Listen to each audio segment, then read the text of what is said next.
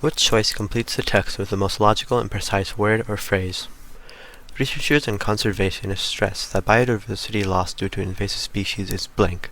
For example, people can take simple steps such as washing their footwear after travel to avoid introducing potentially invasive organisms into new environments. So answer choice A says preventable.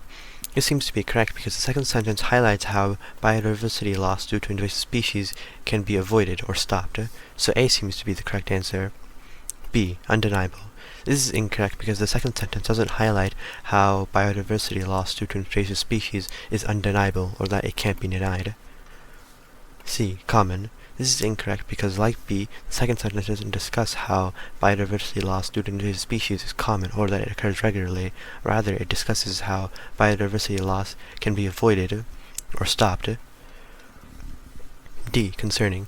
This is incorrect because although the second sentence implies that biodiversity loss due to invasive species is concerning, it more so focuses on how it can be avoided. So D is incorrect, and the correct choice is A. Which choice completes the text with the most logical and precise word or phrase? It is by no means blank to recognize the influence of Dutch painter Hieronymus Bosch on Ali Benisadr's paintings. Indeed, Benisadr himself cites Bosch as an inspiration. However, some scholars have suggested that the ancient Mesopotamian work, Epic of Gilgamesh, may have had a far greater impact on Benisadr's work. A, substantial. This is incorrect because substantial would imply that it's not substantial to recognize the influence of Bosch on Benisadr's paintings.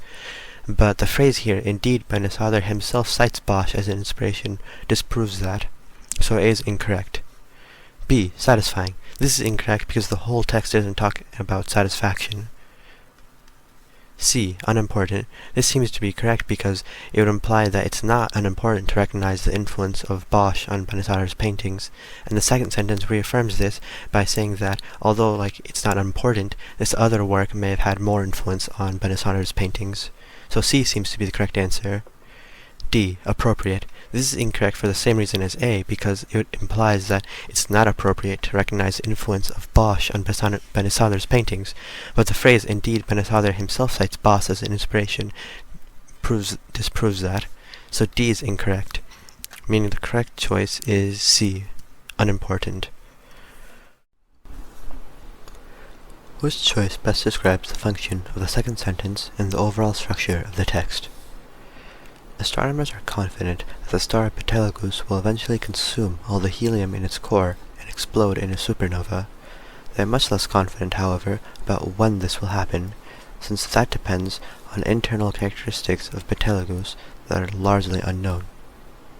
Astrophysicist Serafina El-Badri-Nance colleagues recently investigated whether acoustic waves in the star could be used to determine internal stellar states, but concluded that this method could not sufficiently reveal Betelgeuse's internal characteristics to allow its evolutionary state to be firmly fixed.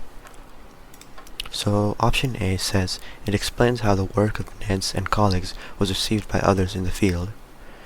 Sentence 2 doesn't discuss how others in the field received the work of Nance and colleagues, and it doesn't introduce Nance and colleagues yet, so A is wrong.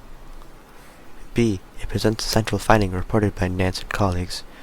The central finding is seen in sentence 3, where it says that the method they used couldn't sufficiently reveal Betelgeuse's internal characteristics. And instead, the second sentence discusses the problem, which is that they didn't know the internal characteristics of Betelgeuse. So B is wrong. C, it identifies the problem that Nance and colleagues attempted to solve but did not. This is correct because the second sentence shows that the problem is that they didn't know the internal characteristics of Betelgeuse, and that they investigated whether they could use acoustic waves in the star to determine internal stellar states, but this method couldn't reveal Betelgeuse's internal characteristics. So C seems to be correct. And D, it describes a serious limitation of the method used by Nance and colleagues. Sentence 2 doesn't even introduce Nance and colleagues yet, so D can't be correct. So C is the correct answer. Which choice best describes the function of the third sentence and the overall structure of the text? The mimosa tree evolved in East Asia, where the beetle Orchideus tyrannus preys on its seeds. In 1785, mimosa trees were introduced to North America far from any B. tyrannus, but evolutionary links between predators and their prey can persist across centuries and continents. Around 2001, B. tyrannus was introduced in southeastern North America, near where botanist Xu Mei Cheng and colleagues had been monitoring mimosa trees. Within a year, 93% of the trees had been attacked by the beetles. So the third sentence says, but evolutionary links between predators and their prey can persist across centuries and continents.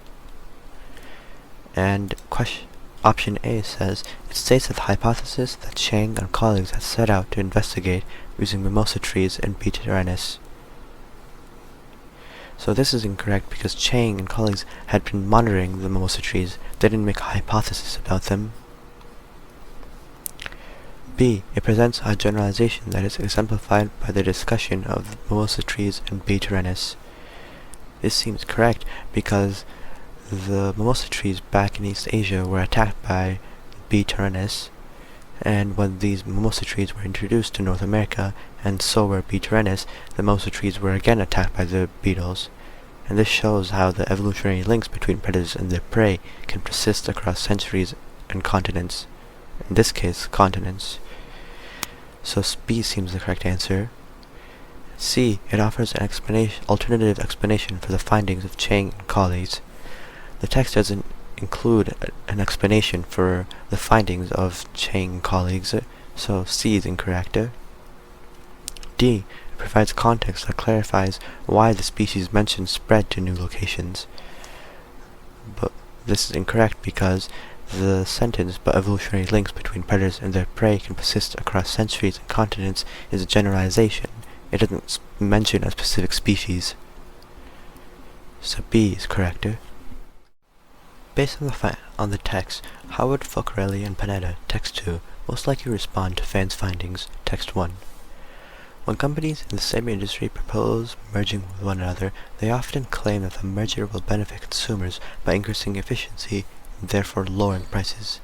Economist Ying Fan investigated this notion in the context of the United States newspaper market. She modeled a hypothetical merger of Minneapolis area newspapers and found that subscription prices would rise following a merger. Text 1 shows that if a company were to merge with other companies, the subscription prices would rise, meaning that it would be disadvantage for the consumers. Text 2. Economists Dario Focarelli and Fabio Panetta have argued that research on the effect of mergers on prices have focused excessively on short-term effects, which tend to be adverse for consumers. Using the case of consumer banking in Italy, they show that over the long term, several years of their study, the efficiency gains realized by merged companies do result in economic benefits for consumers. So text 2 shows that over the long term, several years maybe, that there would be efficiency gains from merged companies, and that would result in economic benefits for consumers. So option A says they would argue that over the long term, the expenses incurred by the merged newspaper company will also increase. This is incorrect because right here it says that the efficiency gains realized by the merged companies do result in economic benefits for consumers, meaning that the merged companies would see a decrease in their expenses, not an increase. B. They would recommend that Fan compare the near-term effect of a merger on subscription prices in the Minneapolis area with the effect of a merger in another newspaper market. This is incorrect because the economists in text 2 focused on time, not on location. C. They would encourage Fan to investigate whether the projected effect on subscription prices persists over an extended period. This seems to be correct because the economists did focus on time, and they found that over a long time, an extended period, there would be efficiency gains for merged companies. So C seems to be the correct answer. D. They would claim that mergers have a different effect on consumer prices in the newspaper industry than in most other industries. This is incorrect because the economists in text 2 focused on time, not on the different industries. And they generalized that every merged company over a long period of time has economic benefits for consumers. So D is wrong, and C is the correct answer. According to the text, what is true about Eleanor? The following text is from Jane Austen's 1811 novel, Sense and Sensibility. Eleanor lives with her younger sisters and her mother, Mrs. Dashwood. Eleanor, this eldest daughter whose advice was so effectual, possessed the strength of understanding and coolness of judgment which qualified her, though only 19, to be the counsellor of her mother and enabled her frequently to counteract, to the advantage of them all, that eagerness of mind in Mrs. Dashwood, which must generally have led to imprudence. She had an excellent heart, her disposition was affectionate, and her feelings were strong, but she knew how to govern them. It was a knowledge of which her mother had yet to learn, and which one of her sisters had resolved never to be taught. So, option A says, Eleanor often argues with her mother, but fails to change her mind. This is incorrect because in the text, it does say that she was the counselor of her mother and frequently counteracted her. It doesn't say that she argued with her mother and failed to change her mind. B. Eleanor can be overly sensitive with regard to family matters. Here it says that her feelings were strong, but that she knew how to govern them, and she doesn't say that she was overly sensitive with regard to family matters. C. Eleanor thinks her mother is a bad role model. This is incorrect because in the text it doesn't say anywhere what Eleanor thought of her mother. D. Eleanor is relatively mature for her age. This is correct because here it lists a number of qualities of Eleanor, and then it says though only 19, emphasizing how she was so young, but she had these mature qualities.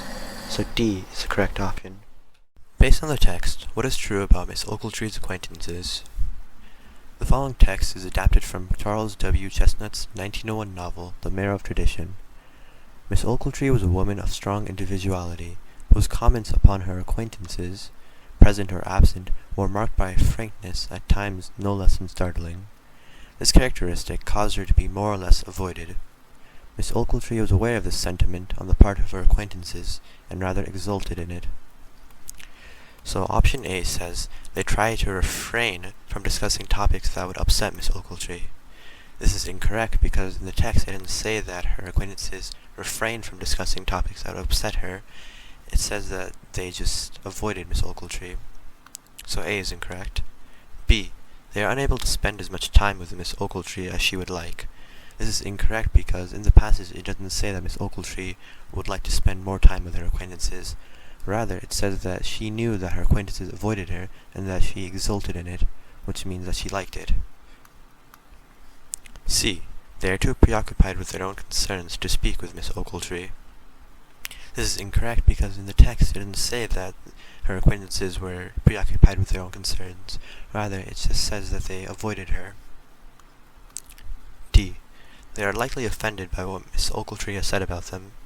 This makes sense because it says that Miss Ochiltree's comments about her acquaintances were marked by a frankness that at times was startling, and this characteristic caused her to be more or less avoided by her acquaintances. So it would make sense that because her comments were startling, and that her acquaintances avoided her, that they were offended by what Miss Ochiltree has said about them. So D is the correct answer. What is the main idea of the text? The following text is adapted from William Shakespeare's 1609 poem, Sonnet 27. The poem is addressed to a close friend as if he were physically present. Weary with toil, I hurry to my bed. The dear repose for limbs would travel tired. But then begins a journey in my head, to work my mind when body's work's expired. For then my thoughts, from far where I abide, begin a zealous pilgrimage to thee, and keep my drooling eyelids open wide.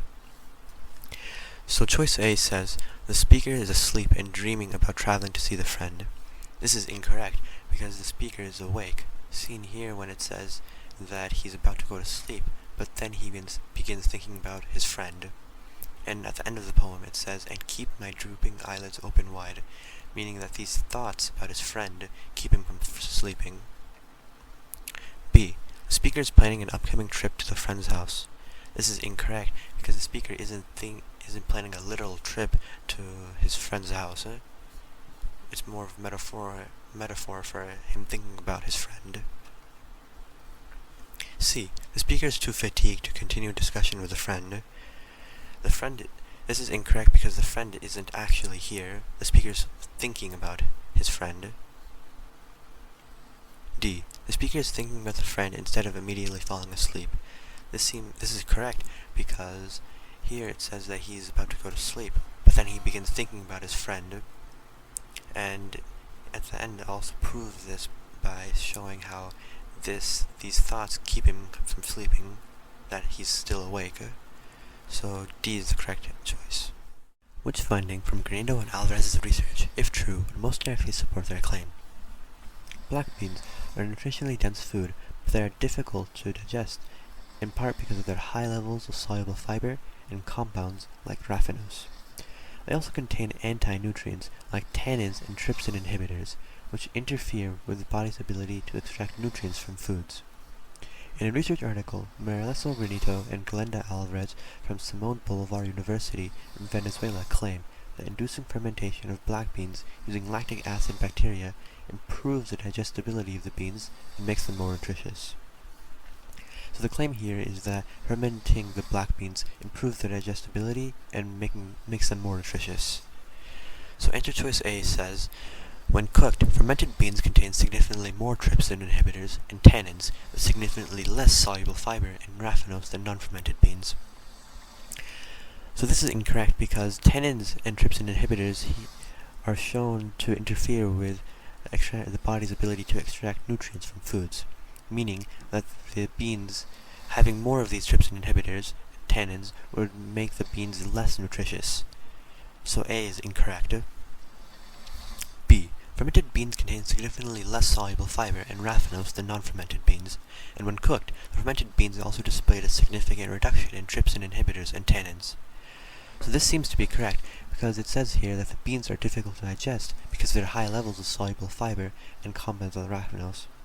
So a reduction in the amount of soluble fiber and raffinose would make them easier to digest, and when cooked, the beans also displayed a significant reduction in trypsin inhibitors and tannins. So, like as before, the tannins and trypsin inhibitors interfere with the body's ability to extract nutrients from foods. So a reduction in tannins and trypsin inhibitors would mean that the beans would be more nutritious. So A seems to be the correct choice. C. When the fermented beans were analyzed, they were found to contain two microorganisms, Lactobacillus cesae and Lactobacillus plantarum, that are theorized to increase the amount of nitrogen absorbed by the gut after eating beans. So this is wrong because it doesn't say in the passage anything about nitrogen and how it affects the nutrient intake or the digestibility of the beans. So the fact that the nitrogen intake is increased by the gut after eating these beans is unrelated. D. Both fermented and non-fermented black beans contain significantly fewer trypsin inhibitors and tannins after being cooked at high pressure. This is incorrect because it doesn't differentiate between fermented and non-fermented black beans, meaning that it doesn't show that fermenting the beans makes them more digestible and more nutritious. So D is incorrect, and B is the correct choice. Which choice most effectively uses data from the table to complete the example? Earth's atmosphere is bombarded by cosmic dust originating from several sources: short-period comets, SPCs, particles from the asteroid belt, ASTs, Halley-type comets, HTCs, and Oort cloud comets, OCCs. Some of the dust's material vaporizes in the atmosphere in a process called ablation, and the faster the particles move, the higher the rate of ablation. Astrophysicist Juan Diego Carrello Sanchez led a team that calculated average ablation rates for elements in the dust, such as iron and potassium, and showed that material in slower-moving SPC or AST dust at a lower rate than the same material in a faster-moving HTC or OCC dust. For example, whereas the average ablation rate for iron from AST dust is 28%, average rate for blank. So, right off the bat, we can eliminate B and D, because it says here that comparing material in SPC or AST dust has a lower rate than the same material in HTC or OCC dust. So the example uses iron here, so the comparing it with something else, it must also be iron. So sodium cannot be compared to. And so between A and C, C is the correct choice, because here it says that SPC or AST dust has a lower rate than material in HTC or OCC dust. And this example serves to show a contrast between iron in a slow-moving material like AST dust with a fast-moving one like HTC or OCC. And here it says that iron from HTC dust is 90%, so C is the correct choice. Which choice most effectively uses data from the graph to illustrate the claim? High levels of public uncertainty about which economic policies a country will adopt can make planning difficult for businesses, but measures of such uncertainty have not tended to be very detailed. Recently, however, economist Sandile Hellish-Wido analyzed trends in news reports to derive measures not only for general economic policy uncertainty, but also for uncertainty related to specific areas of economic policy, like tax or trade policy.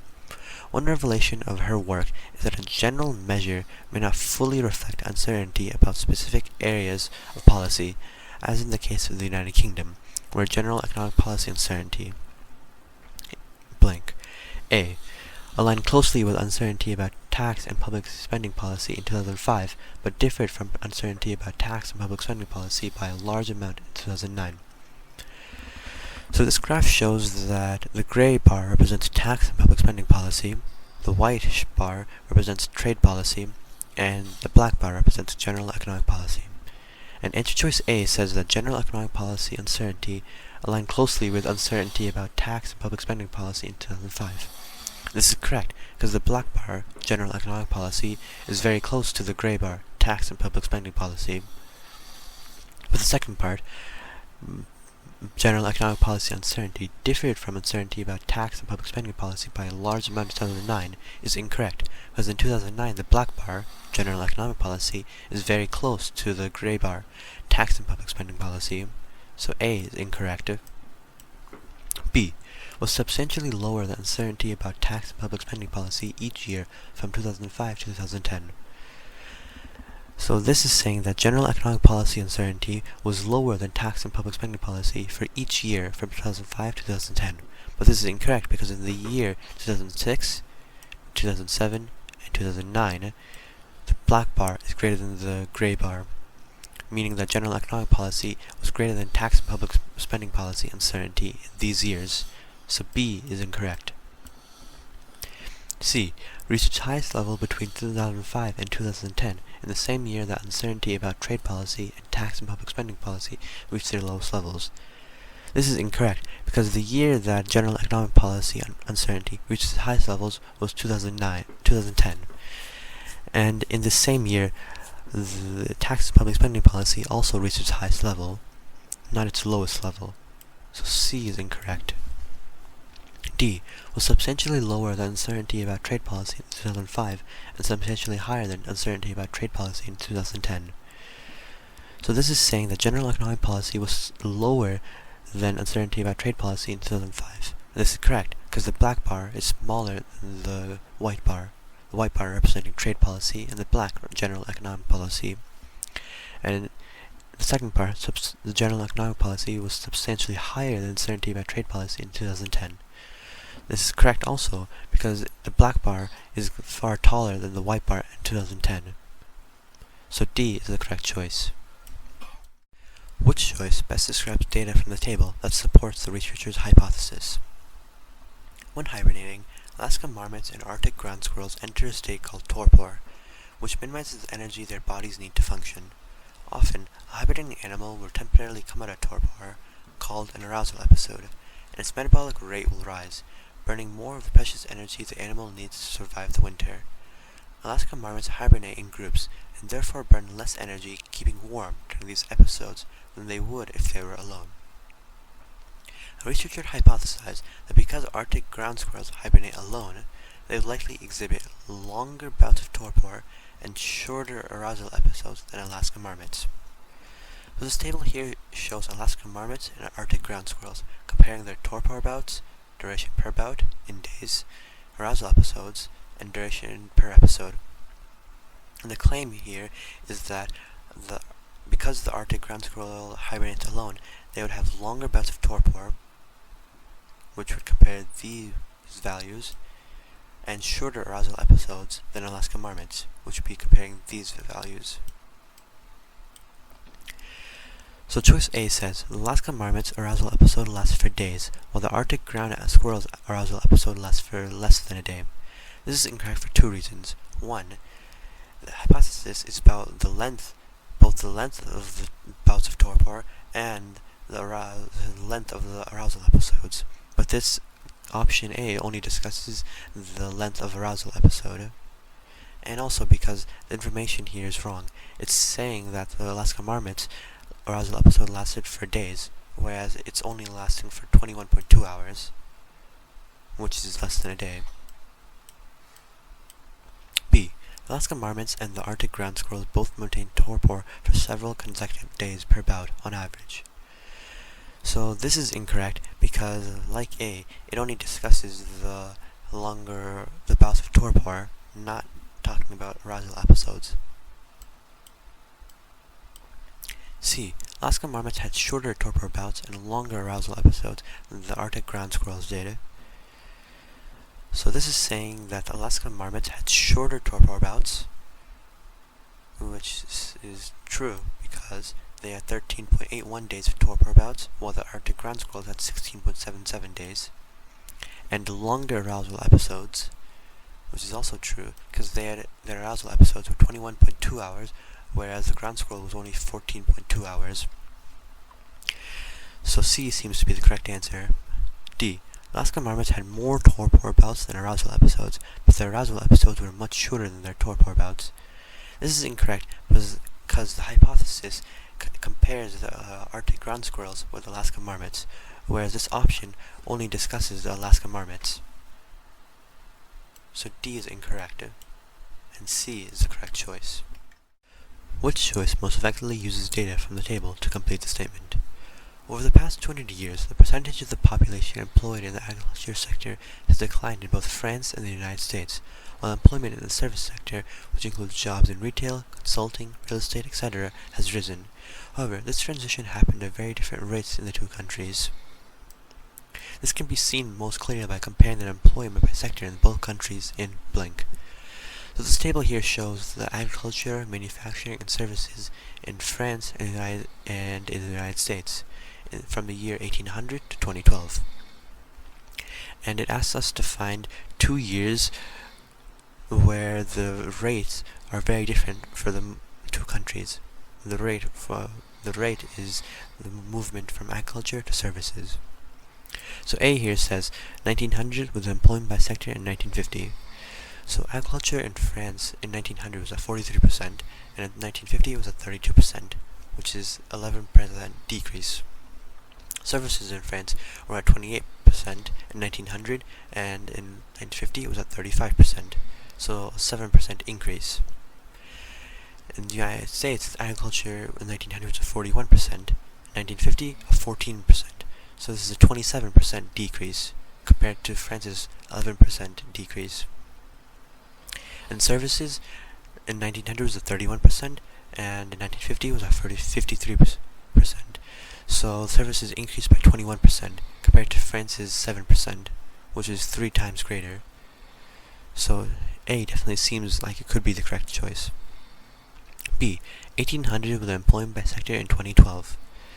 So in 1800, agriculture in France was at 64%, 2012 it was at 3%, so 61% decrease. Services in France in 1800 was at 14%, 2012 76%, so this is a 62% increase. And agriculture in the US in 1800 was at 68%, in 2012 2%, so 66% decrease. Services in 1800 was at 13%, and in 2012 it was at 80%, so this is 67% increase. So comparing these numbers, 61% increase in agriculture for France, and agriculture for US, 66% decrease.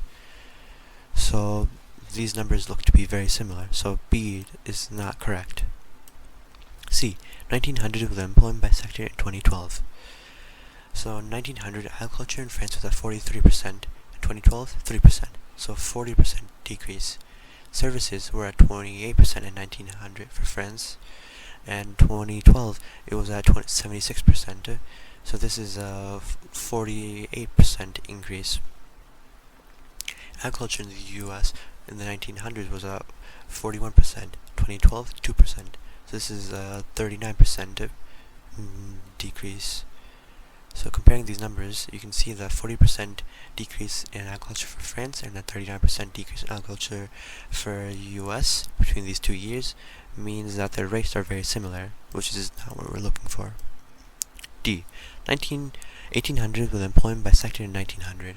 So in 1800, France was at 64%, 1900 it was at 43%. So this is a 21% decrease. Services in France, 14%, 1900 it was at 28%, so 14% increase. Agriculture in the US, 68% in 1800, and 1900 is at 41%. So this is a 27% decrease. France is at a 21% decrease. So this looks to be very similar. So this is also incorrect, meaning A is the correct answer choice. Which choice most logically completes the text?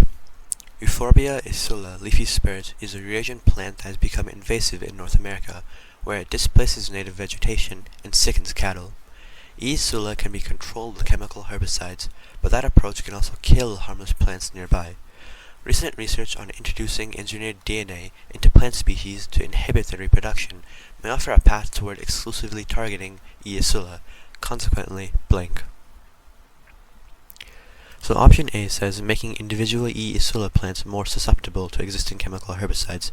This is incorrect because the engineered DNA would inhibit the reproduction of E. isula and exclusively target the E. isula, meaning that it would limit the numbers of E. isula without harming other plants, so there would be no need for chemical herbicides. B. Enhancing the ecological benefits of E. isula in North America. This is incorrect because the text doesn't describe any ecological benefits of E. isula, and inhibiting their reproduction would mean reducing their numbers, and reducing their numbers wouldn't enhance their ecological benefits. C. Enabling cattle to consume E. isula without becoming sick. This is wrong for the same reason as B, because inhibiting their reproduction would mean reducing their numbers, and reducing the amount of E. isula wouldn't enable cattle to consume it. D. Reducing invasive E. isula numbers without harming other organisms. This is correct because the chemical herbicides would control the E. isula population, but would also kill plants nearby. But the engineered DNA would inhibit the reproduction of E. isula, which would exclusively target E. isula, meaning that it would limit the population of E. isula without harming other plants. So D is correct. Which choice completes the text so that it conforms to the conventions of standard English? Both Sona Karapotra, an Indian American, and Donielle Clayton, an African American, grew up frustrated by the lack of diverse characters in books for young people. In 2011, these two writers joined forces to found Cake Literacy, a book packaging blank specializes in the creation and promotion of stories told from diverse perspectives for children and young adults. So choice A says company, comma. This is incorrect because there's no need for comma here, and it's missing a connecting pronoun. B. Company that. This is correct because there's no need for a comma, and it has a connecting pronoun, that. So B seems to be the correct choice. C. Company. This is incorrect because it's missing the connecting pronoun, and in this case it should be that. And if you were to put this in to the blank, you could clearly see that it doesn't make sense. D. Company, comma, that. This is incorrect because there's no need for a comma between company and that. This is one phrase, so there's no need for a comma.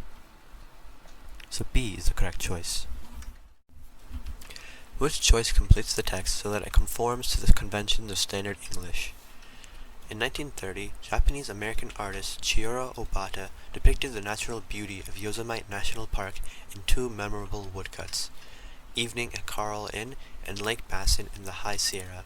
In 2019, Blank exhibited alongside 150 of Obata's other works in a single artist show at the Smithsonian American Art Museum. So, choice A says it was. This is incorrect because the singular pronoun it doesn't agree with the plural antecedent woodcuts. B. They were. This seems to be correct because the plural pronoun they agrees with the plural antecedent woodcuts. C. This was. This is incorrect for the same reason as A, because the singular pronoun this doesn't agree with the plural antecedent woodcuts. D. Somewhere. This is incorrect because it would be illogical to say some of two woodcuts. So D is incorrect, and B is the correct choice. Which choice completes the text so that it conforms to the conventions of standard English? American writer Edgewick Danticat, who emigrated from Haiti in 1981, has won acclaim for her powerful short stories, novels, and blank. Her lyrical yet unflinching depictions of her native country's turbulent history. Writer Robert Antonio has compared Danticat to Nobel Prize-winning novelist Toni Morrison. So option A says essays, praising. This is incorrect because this results in a comma splice, where a comma is simply put between two independent clauses. B. Essays and praising. This is incorrect because a conjunction can't connect two independent clauses without a comma before it. C. Essays praising. This is incorrect because this is now a run-on sentence. There needs to be a comma with a conjunction, or the sentence needs to be split into two. D. Essays praising. This is correct because it properly creates two sentences, and the second sentence as well is created with a participle phrase that makes sense, because it says praising her lyrical yet unflinching depictions of her native country's turbulent history. So D is the correct choice. Which choice completes the text so that it conforms to the conventions of standard English? In 1966, Emmett Ashford became the first African American to umpire a Major League Baseball game. His energetic gestures announcing when a player had struck out, and his habit of barreling after a hit to see if it would land out of blank, transformed the traditionally solemn umpire role into a dynamic one. So enter choice. So the key part of this is the aspect of a finite verb. A finite verb is a verb that has a subject and establishes the tense. So the proper tense here would be past tense, and there are only two options here that has correct past tense, A and C. So both B and D are incorrect, which both have a present tense. So between A and C, A is correct because it properly establishes a finite verb, helped, that establishes the subject and establishes the tense, which is in past tense. C is incorrect because it includes that, which when included would make the sentence illogical. So A is the correct choice. Which choice completes the text so that it conforms to the conventions of standard English? In crafting her fantasy fiction, Nigerian-born British author Helen Oyeyemi has drawn inspiration from the classic 19th century fairy tale of the Brothers Grimm.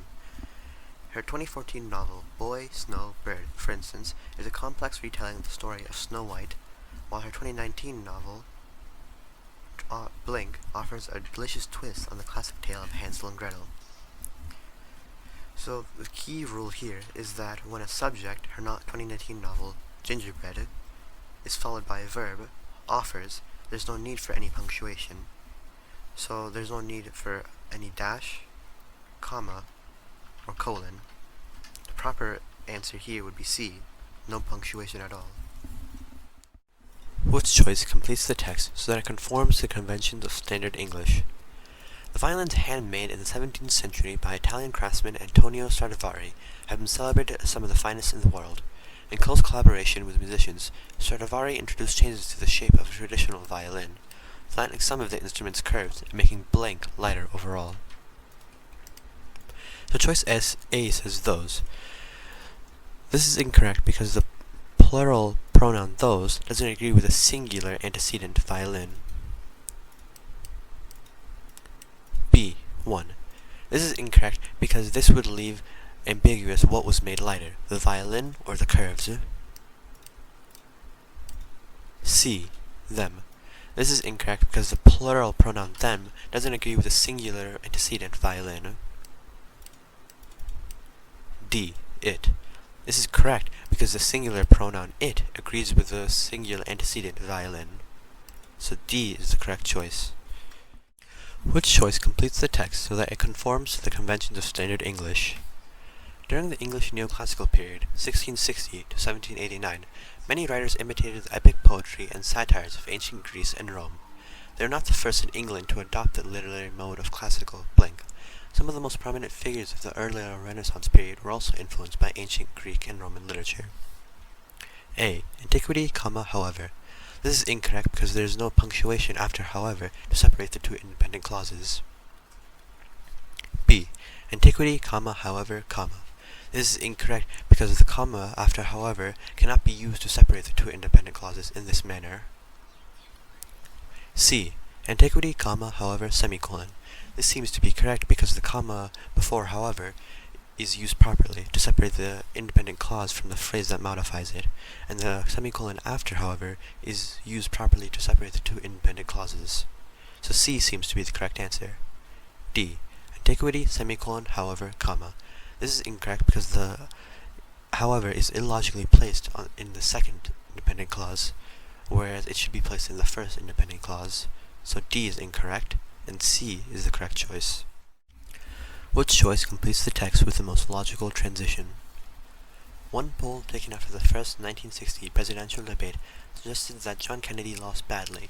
Only 21% of those who listened on the radio rated him the winner. Blank. The debate was ultimately considered a victory for the telegenic young senator, who rated it higher than his opponent, Vice President Richard Nixon, among those watching on the new medium of television. This passage is saying that on one poll on radio, John Kennedy lost badly. Only 21% of people rated him the winner, but he ultimately won the debate by rating higher on television. So these two sentences contrast each other, and the transition word here must emphasize this contrast. A. In other words. This is incorrect because it's saying that the claim in this sentence, the second sentence, is based off data in the first one, but this is incorrect because the two sentences contrast each other. So A is incorrect. B. Therefore. This is incorrect for the same reason as A, because therefore would mean that the claim in this second sentence is based off the data in the first one, but that's not true because the two sentences contrast each other. C. Likewise. This is incorrect because this would compare the two sentences, but these two sentences contrast each other, not compare. D. Nevertheless. This is correct because it's suggesting that despite losing the poll on the radio, he ultimately won the debate, which follows with what the passage is saying. So D is the correct choice. Which choice completes the text with the most logical transition? In November 1934, Amrita Shergill was living in what must have seemed like the ideal city for a young artist, Paris. She was studying firsthand the color-saturated style of France's modernist masters, and beginning to make a name for herself as a painter. Blank, Shergill longed to return to her childhood home of India. Only there, she believed, could her art truly flourish. So the first sentence discusses Paris and its attributes, and how it's good for a young artist, where she could learn from master artists, and she could make a name for herself as a painter. But the second sentence discusses how she wanted to return to India, where she believed her art could truly flourish. So there's a contrast between these two sentences, and the transition word here must emphasize this contrast. A. Still. This makes sense here because it would highlight how despite Paris being a great place for her as an artist, she wanted to return to India, where she believed her art could truly flourish. So A seems to be the correct answer. B. Therefore. This is incorrect because therefore would mean that this discussion in the second sentence would be a consequence of the descriptions in the first sentence, but this is incorrect because the two sentences contrast each other. So B is incorrect. C. Indeed. This is incorrect because indeed adds emphasis to what was said before, but this is not what the two sentences do. Rather, they contrast each other. D. Furthermore. This is incorrect for the same reason as B, because furthermore, like therefore, emphasizes what was said in the first sentence, but this is not what occurs because these two sentences contrast each other. So A is the correct choice. Which choice completes the text with the most logical transition? In his 1925 book, The Morphology of Landscape, U.S. geographer Carl Saar challenged prevailing views about how natural landscapes influence human cultures. Saar argued that instead of being shaped entirely by their natural surroundings, cultures play an active role in their own development by virtue of their interaction with an environment. So the first sentence here highlights how Carl Saar challenged prevailing views. And the second sentence goes into specifics about what his argument was. So the transition word between these two sentences must emphasize the relationship of these two sentences. A. Similarly. This is incorrect because similarly would imply that the second sentence is similar to the first one, but it's separate from it, which it is not, because the second sentence goes into the specifics of what was said in the first sentence. B. Finally. Finally would imply that the second sentence is like a last step, but we don't know whether it is, so finally wouldn't make sense here. C. Therefore. Therefore would imply that the second sentence is a result of the first sentence, but it's not. The second sentence goes into the specifics of the first sentence. D. Specifically. This seems to be correct, because specifically would imply that the second sentence goes into the specifics of the first one, which it does, where in the first sentence it says that Saar challenged prevailing views about how natural landscapes influence human cultures, and in the second sentence he states his argument, which is that instead of being shaped entirely by their natural surroundings, cultures play an active role in their own development. So D, specifically, is the correct choice. Which choice completes the text with the most logical transition? Although those who migrated to California in 1849 dreamed of finding gold nuggets in stream beds, the state's richest deposits were buried deeply in rock, beyond the reach of individual prospectors. By 1852, many had given up their fortune-hunting dreams and gone to work for one of the large companies capable of managing California's complex mining operations. So the first sentence here describes how many people migrated to California dreaming of finding gold nuggets, but these gold nuggets were buried deeply in rock, beyond the reach of individual prospectors. And the second sentence here shows that because of this, many workers had given up their dreams and worked for the larger mining companies capable of managing California's complex mining operations. So the transition between these two sentences must emphasize the consequence or result of the information in the first sentence. A. Furthermore. Furthermore is incorrect here, because furthermore would imply that the second sentence will discuss how the state's rich deposits were beyond the reach of individual prospectors, but this is incorrect, because the second sentence discusses how the prospectors gave up their dreams and went to work for the larger companies. B. Still. Still is incorrect, because still would imply that there's a contrast between the two sentences, when there's not. Because the first sentence talks about how the state rich deposits were buried deeply in rock. The second sentence talks about how, because of this, they gave up their dream and went to work from the mining operations. So B is incorrect. C, consequently. Consequently makes sense here, because it makes sense that because the state's rich deposits were buried deeply in rock, and that this gold was inaccessible to individual prospectors, that they gave up their dreams and went to work for the California's complex mining operations. So C seems to be the correct answer. D, next. Next is incorrect here, because next implies that the sentence will be the next step of a process, but this is incorrect, because there is no process. The second sentence simply is a result or a consequence of the information in the first sentence. So D is incorrect. And the answer is C. The student wants to present the Kwan-Ho-Kun study and its conclusions. Which choice most effectively uses relevant information from the notes to accomplish this goal? While researching a topic, a student has taken the following notes. In 2013, archaeologists studied cat bone fragments they had found in the ruins of Kwan-Ho-Kun, a Chinese farming village. The fragments were estimated to be 5,300 years old. A chemical analysis of the fragments revealed that the cats had consumed large amounts of grain.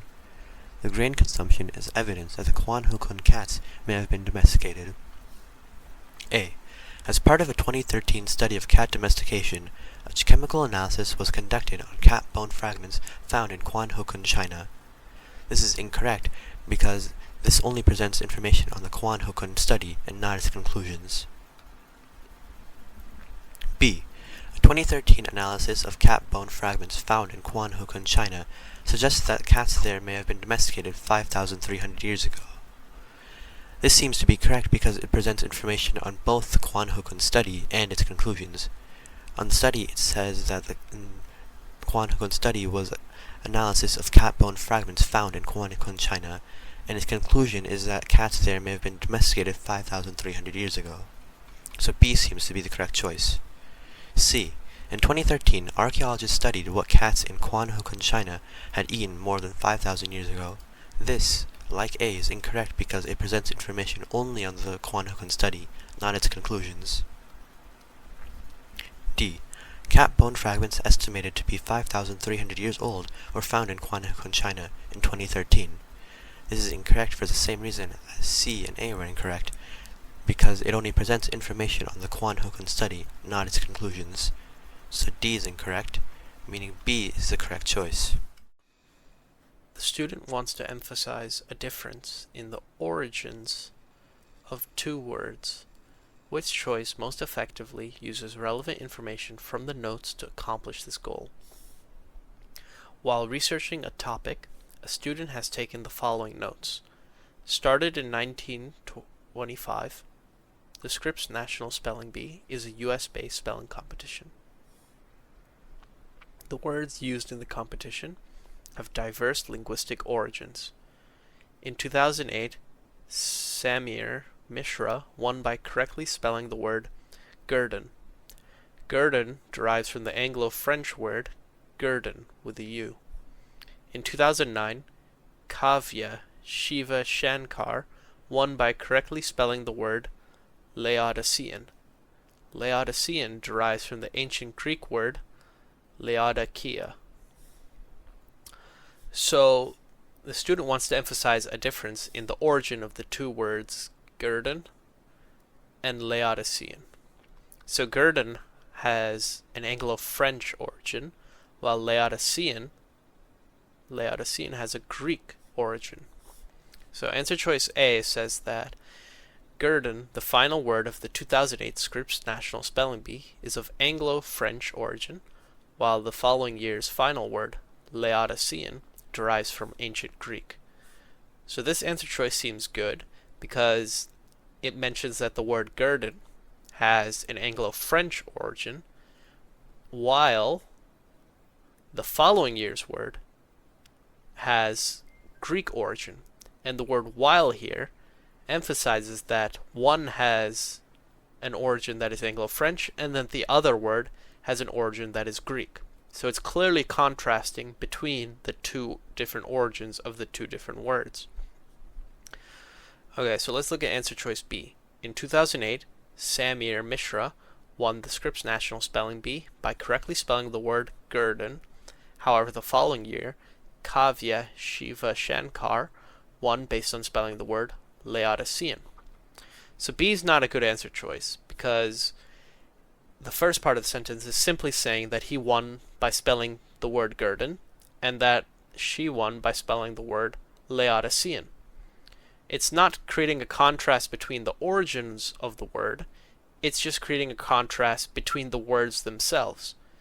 It should have mentioned that the origin of the word in 2008 was Anglo-French and that the origin of the word in the following year was Greek. So it's not creating a contrast between the origins of the words. This answer choice is creating a contrast between the words themselves. So it's not a good answer choice. Answer choice C. Kavya Shiva Shankar won the 2009 Scripps National Spelling Bee by correctly spelling Laodicean, which derives from the ancient Greek word Laodikeia. Okay, this is not a good answer choice either, because this simply talks about one word, the word in 2009, and its origin. It should have also mentioned the word in the previous year and contrasted the origin of Laodicean with the origin of guerdon. But answer choice C did not do that. It only mentioned one word and its origin. So it's not emphasizing a difference between the origins of the two words. Okay, answer choice D says the Scripps National Spelling Bee uses words from diverse linguistic origins. such as Gurdon and Laodicean.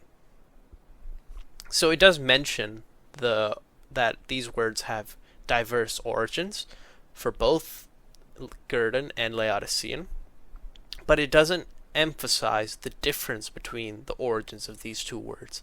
It simply just says that the origins are diverse, not necessarily different.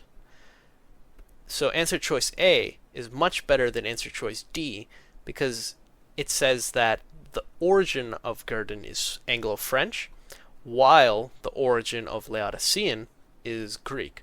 So it's creating that emphasis on the origin of Gurdon and contrasting it with the origin of Laodicean very clearly, while answer choice D just mentions that they are diverse origins.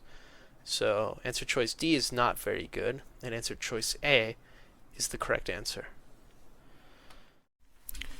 Which choice completes the text with the most logical and precise word or phrase? Choices are A. Overreacts, B. Reciprocates, C. Retaliates, and D. Deviates.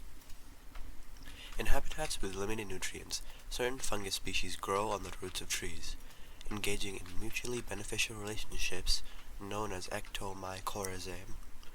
In this symbiotic exchange, the tree provides the fungus with carbon, a nutrient necessary for both species, and the fungus blank by enhancing the tree's ability to absorb nitrogen, another key nutrient from the soil. So a key part of this is the fact that this relationship is symbiotic, meaning that it is mutually beneficial. So the tree provides the fungus with carbon, and the fungus gives back by enhancing the tree's ability to absorb nitrogen. So A. Overreacts. This is incorrect because the fungus doesn't overreact by enhancing the tree's ability to absorb nitrogen. It gives back by enhancing the tree's ability to absorb nitrogen. So A is incorrect. B. Reciprocates. This would make sense because the tree provides the fungus with carbon, and the fungus reciprocates by enhancing the tree's ability to absorb nitrogen, which helps establish the mutually beneficial relationship. So B seems to be the correct answer. C. Retaliates. Retaliates is incorrect because it would imply that it harms or goes against it. But this is incorrect because this is a mutually beneficial relationship, so both help each other. So retaliates is incorrect. D. Deviates. This is incorrect because deviates would imply that it strays away from, but as before, this is a mutually beneficial relationship, so both help each other. So deviates would be incorrect. And B. Reciprocates is the correct answer. Which choice completes the text with the most logical and precise word or phrase? A. Recognizable, B. Intriguing, C. Significant, and D. Useful. Handedness, a preferential use with either the right or left hand, typically is easy to observe in humans. Because this trait is present but less blank in many other animals, animal behavior researchers often employ tasks specifically designed to reveal individual animals' preferences for a certain hand or paw. So option A says recognizable. This makes sense in the context of this text, where it says that it's easy to observe in humans, but this trait is less easy to observe in other animals, and that the researchers have to employ tasks to find out an animal's preferences for a hand or a paw. So A seems to be the correct choice. B. Intriguing. Intriguing is incorrect here because the text doesn't imply anything about it being intriguing or not. The researchers are simply determining the individual animal's preferences for a hand or a paw. So B is incorrect. C. Significant. Significant is incorrect for the same reason as B, because the text doesn't imply anything about being significant or not. D. Useful. Like B and C, this is incorrect, because the text doesn't say anything about it being useful or not. It just shows that researchers are trying to find out the handedness for different animals. So D is incorrect, and A is the correct choice. Which choice completes the text with the most logical and precise word or phrase? A. Responsiveness to, B. Ambivalence toward, C. Renunciation of, and D. Mastery over. In Nature Poem 2017, Kumeye poet Tommy Pico portrays his blank, the natural world, by honoring the centrality of nature within his tribe's traditional beliefs, while simultaneously expressing his distaste for being in wilderness settings himself. So choice A says responsiveness to.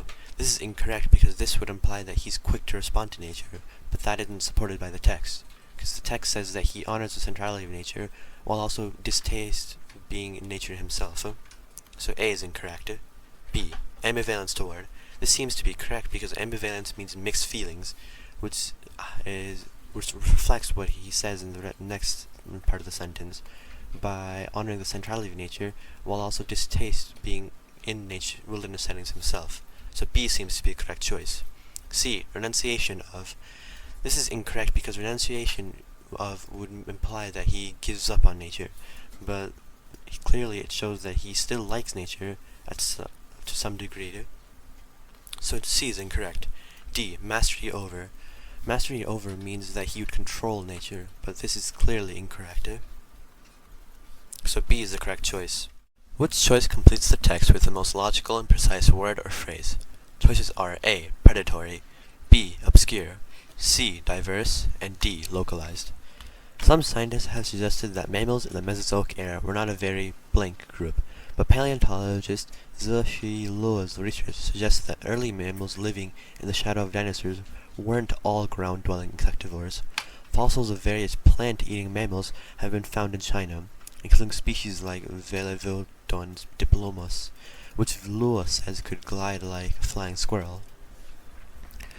So, choice A says predatory.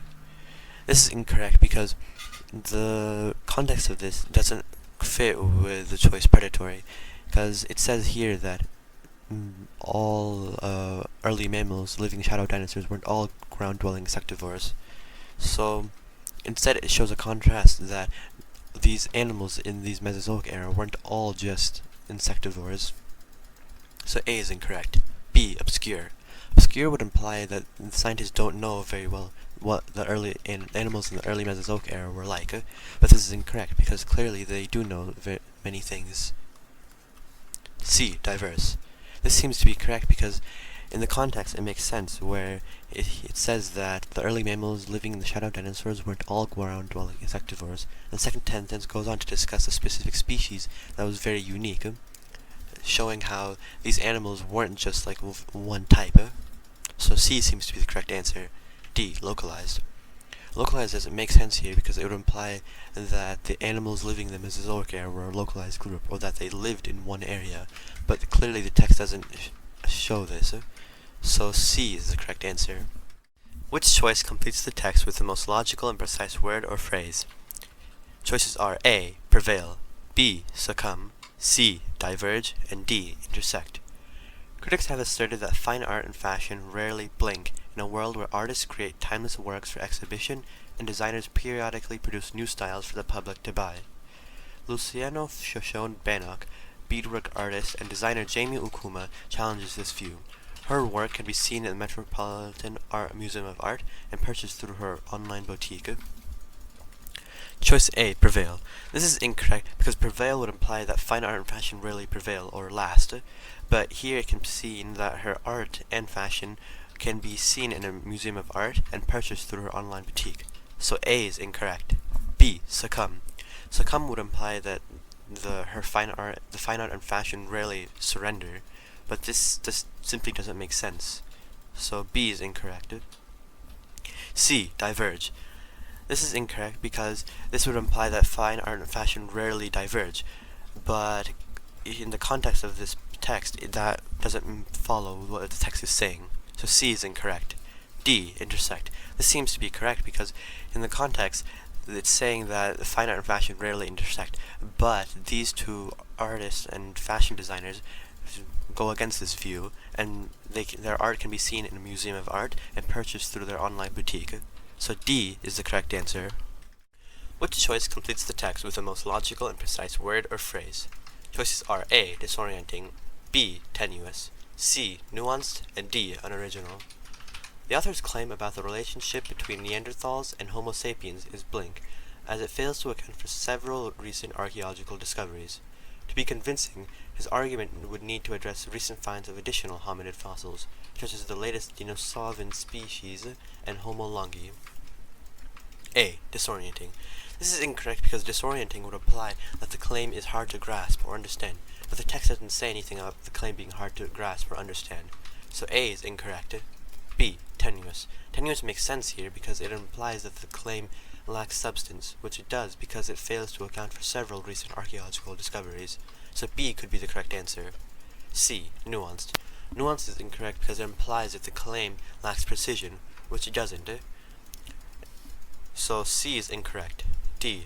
Unoriginal. Unoriginal is incorrect because the claim doesn't lack originality, and nowhere in the text does it say that. It just says that it fails to account for several recent archaeological discoveries.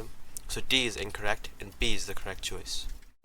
Which choice completes the text with the most logical and precise word or phrase? Choices are A. Unobtrusive, B. Concealed, C. Approximate, and D. Peripheral.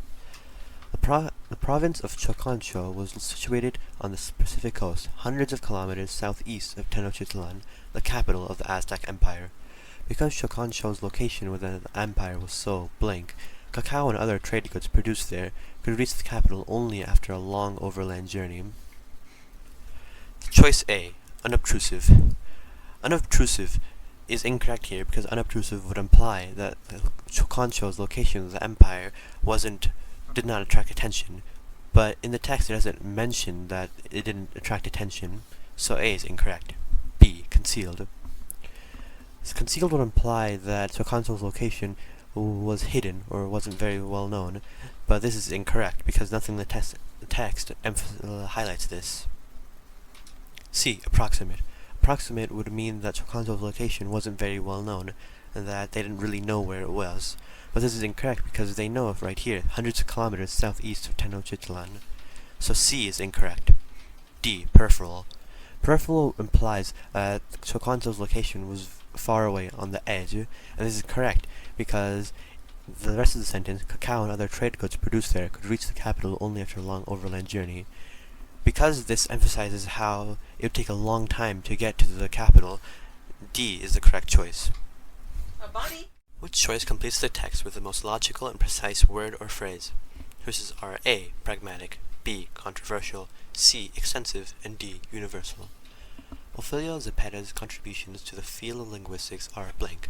Her many accomplishments include working as a linguistics professor and bilingual poet, authoring the first Tohono O'odham grammar book, and co-founding the American Indian Language Development Institute. Choice A says pragmatic.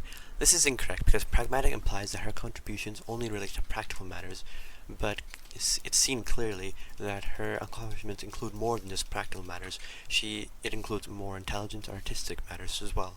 So A is incorrect. B. Controversial. This is incorrect because her contributions weren't controversial. They didn't arouse any debate or doubts. Clearly seen when she worked as a linguistics professor, bilingual poet. She wrote a grammar book and co-founded the American Indian Language Development Institute. So B is incorrect. C. Extensive. This seems to be correct because extensive implies that her contributions were very considerable and to a great extent. This is correct, seen in the rest of the sentence where it lists out her accomplishments. So C seems to be the correct answer. D. Universal. This is incorrect because this implies that her contributions were universal to the field in linguistics. This is incorrect because her contributions to the field of linguistics was limited to only American Indian languages, not to the whole field of linguistics. So D is incorrect and C is the correct answer. Based on the text, how does the Lord Chancellor respond to the crowd? The following text is adapted from Lewis Carroll's 1889 satirical novel Sylvie and Bruno. A crowd has gathered outside a room belonging to the warden, an official who reports to the Lord Chancellor. One man, who was more excited than the rest, flung his hat high into the air and shouted, as well as I could make out, "Who roar for the subwarden?" Everybody roared, but whether it was for the subwarden or not did not clearly appear. Some were shouting bread, and some taxes, but no one seemed to know what it was they really wanted. All this I saw from the open window of the warden's breakfast saloon, looking across the shoulder of the Lord Chancellor. What can it all mean? He kept repeating to himself. I never heard such shouting before, and at this time of the morning too, and with such unanimity. So option A says, he asks what the meaning of the crowd's shouting, even though he claims to know what the crowd wants. This is incorrect, because although he asks for what the crowd's shouting means, he doesn't claim to know what the crowd wants. So A is incorrect. B. He indicates a desire to speak to the crowd, even though the crowd has asked to speak to the subordinate. This is incorrect because the Lord Chancellor never said that he wanted to speak to the crowd. So B is incorrect. C. He expresses sympathy for the crowd's demands, even though the crowd's shouting annoys him. This is incorrect because in the text never says that the Lord Chancellor expressed sympathy for the crowd's demands, and it isn't clearly stated that the crowd's shouting annoys him. It just causes him to repeat what can it all mean. So C is incorrect. And D. He describes the crowd as being united, even though the crowd clearly appears otherwise. This is correct because he says here, and with such unanimity, but up here in the first paragraph it says that everybody roared, but whether it was for the subordinate or not did not clearly appear. Some were shouting bread and some taxes, but no one seemed to know what it was they really wanted. So the crowd is clearly not unanimous, but the Lord Chancellor describes them as being unanimous. So D is the correct choice.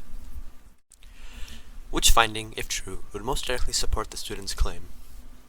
Born in 1891 to a Quechua-speaking family in the Andes Mountains of Peru, Martin Chamby is today considered to be one of the most renowned figures of Latin American photography. In a paper for an art history class, the student claims that Chamby's photographs have considerable ethnographic value. In his work, Chamby was able to capture diverse elements of Peruvian society, representing his subject with both dignity and authenticity. So option A says, Chamby took many commissioned portraits of wealthy Peruvians, but he also produced hundreds of images carefully documenting the peoples, sites, and customs of indigenous communities of the Andes. This seems to be correct because the student's claim is that Chamby's photographs have considerable ethnographic value. And option A demonstrates how Chamby documented the diverse elements of Peruvian society. So A seems to be correct. B. Chamby's photographs demonstrate a high level of technical skill, as seen in his strategic use of illumination to create dramatic light and shadow contrast. This is incorrect because the student's claim is that the photographs have considerable ethnographic value, not that Chamby's photographs demonstrated high level of technical skill. So B is incorrect. C. During his lifetime, Chamby was known and celebrated both within and outside his native Peru, as his work was published in places like Argentina, Spain, and Mexico. This is incorrect for the same reason as B, because C does not focus on Chamby's photographs having considerable ethnographic value. So C is incorrect. D. Some of the peoples and places Chamby photographed had long been popular subjects for Peruvian photographers. This is incorrect because this, like B and C, doesn't focus on Chamby's photographs having considerable ethnographic value. Instead, this focuses on popular subjects for Peruvian photographers. So D is incorrect, meaning that the correct choice is A. Which quotation from the interviews best illustrates the journalist's claim? Art collectives, like the United States and Vietnam-based collective, the Propeller Group, or Cuba's Los Carpinteros, are groups of artists who agreed to work together, perhaps for stylistic reasons, or to advance certain shared political ideals, or to help mitigate the cost of supplies and studio space. Regardless of the reasons, art collectives usually involve some collaboration among the artists. Based on a recent series of interviews with various art collectives, an arts journalist claimed that this can be difficult for artists who are often used to having sole control over their work. So the claim here is that art collectives can be difficult for artists who are used to having sole control over their work. Option A says, the first collective I joined included many amazingly talented artists, and we enjoyed each other's company, but because we had a hard time sharing credit and responsibility for our work, the collective didn't last. This seems to be correct because it best illustrates the journalist's claim, which is that art collectives can be difficult for artists who are used to having sole control of their work. And it shows this by saying that they had a hard time sharing credit and responsibility for their work. So A seems to be correct. B. We work together, but that doesn't mean that individual projects are equally the work of all of us. Many of our projects are primarily the responsibility of whoever originally proposed the work to the group. So this is incorrect because it doesn't show how art collectives can be difficult for artists who have sole control, who used to having sole control over their work. So B is incorrect. C. Having worked as a member of a collective for several years, it's sometimes hard to recall what it was like to work alone without the collective support. But that support encourages my individual expression rather than limits it. This is incorrect because it shows how our collective makes it easier to work, rather than showing how art collectives can be difficult for artists who are used to having sole control over their work. So C is incorrect. D. Sometimes an artist from outside the collective will choose to collaborate with us on a project, but all of those projects fit within the larger themes of the work the collective does on its own. This is incorrect because it doesn't, like B and C, it doesn't show how art collectives can be difficult for artists who are used to having sole control over their work. So D is incorrect, meaning the correct choice is A. Which finding, if true, would most directly support the researcher's hypothesis? Researchers hypothesized that a decline in the population of dusky sharks near the mid-Atlantic coast of North America led to a decline in the population of eastern oysters in the region. Dusky sharks do not typically consume eastern oysters, but do consume cow-nosed rays, which are the main predator of the oysters. So choice A says, decline in the regional abundance of dusky shark's prey other than cow-nosed rays are associated with regional declines in the dusky shark abundance. This is incorrect because it's saying that the decline in the abundance of dusky shark prey other than cow-nosed rays, which is just saying that the decline in dusky shark's prey are associated with regional decline in dusky shark abundance.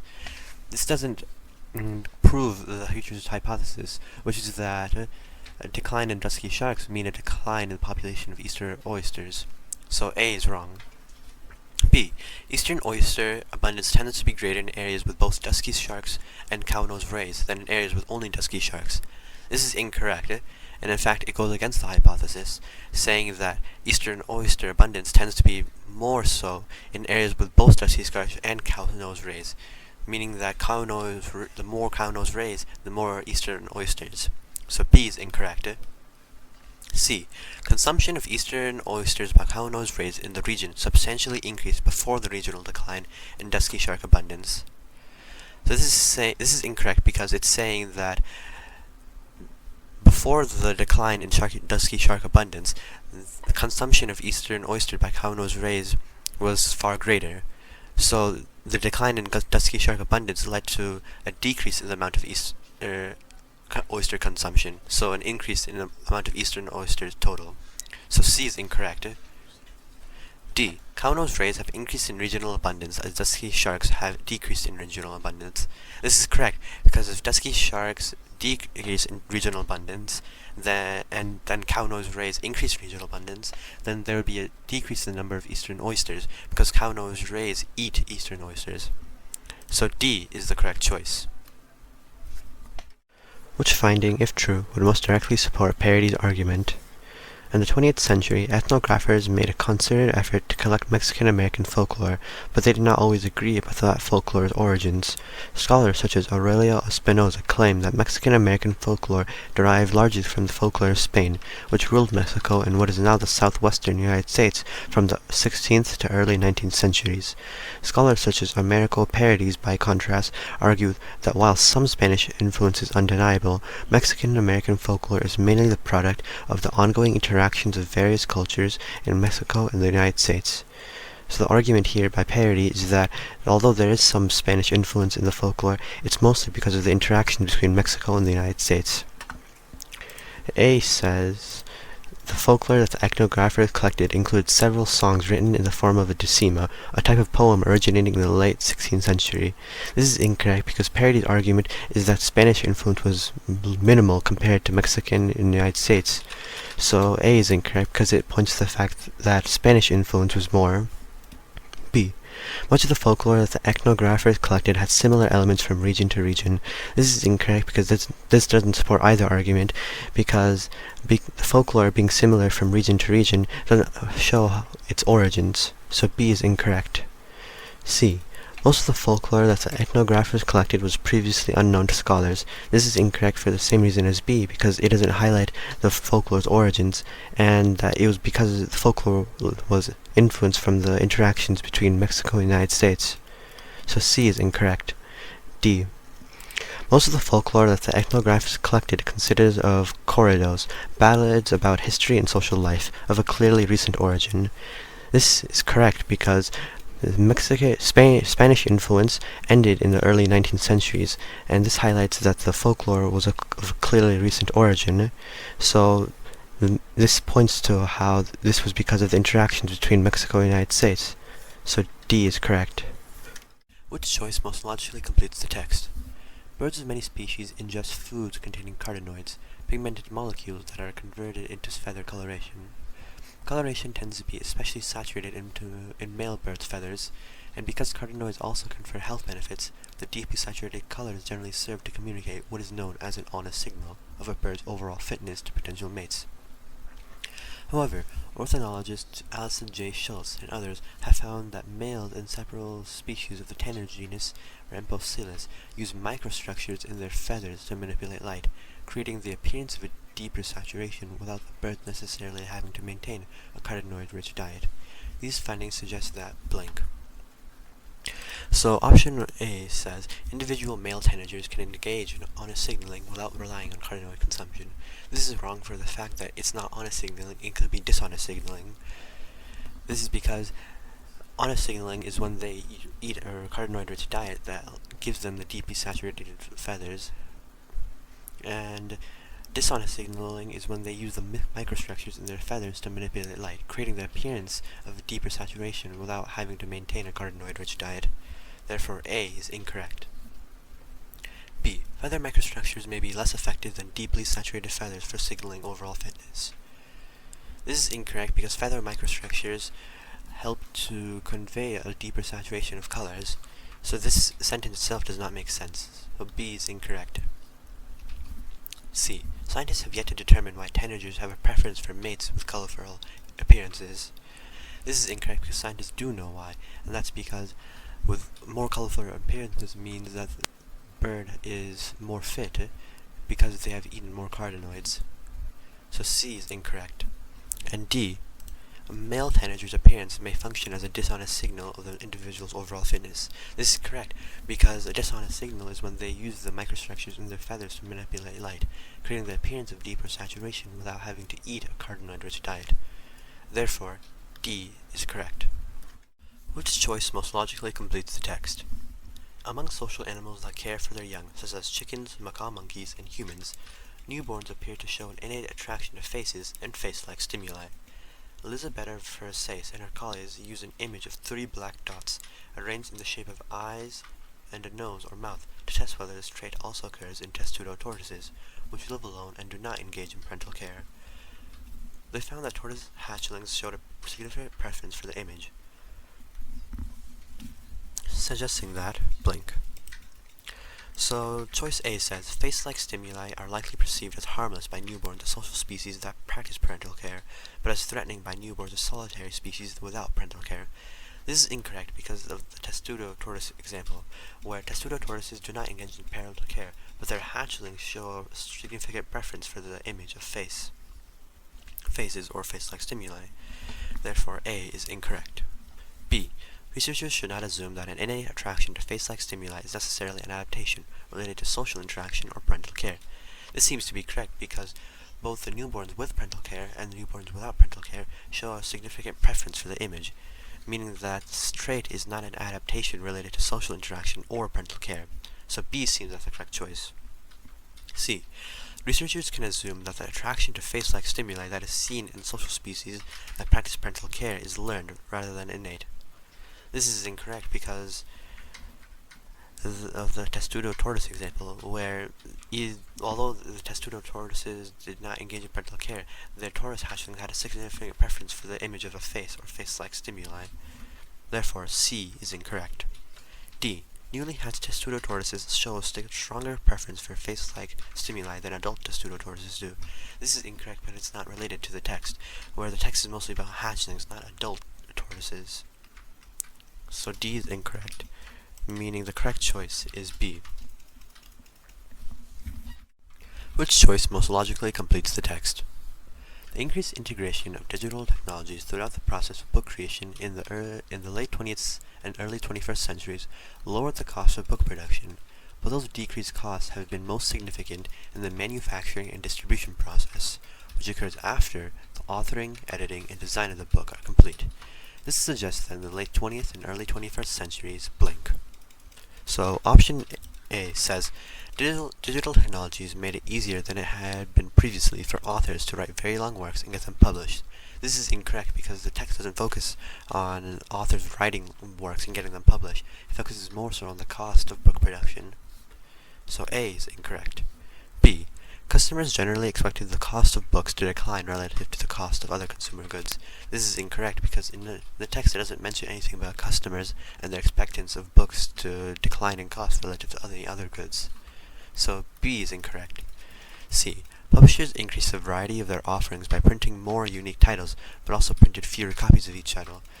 This, like B and A, is not mentioned in the text, and therefore is incorrect. D.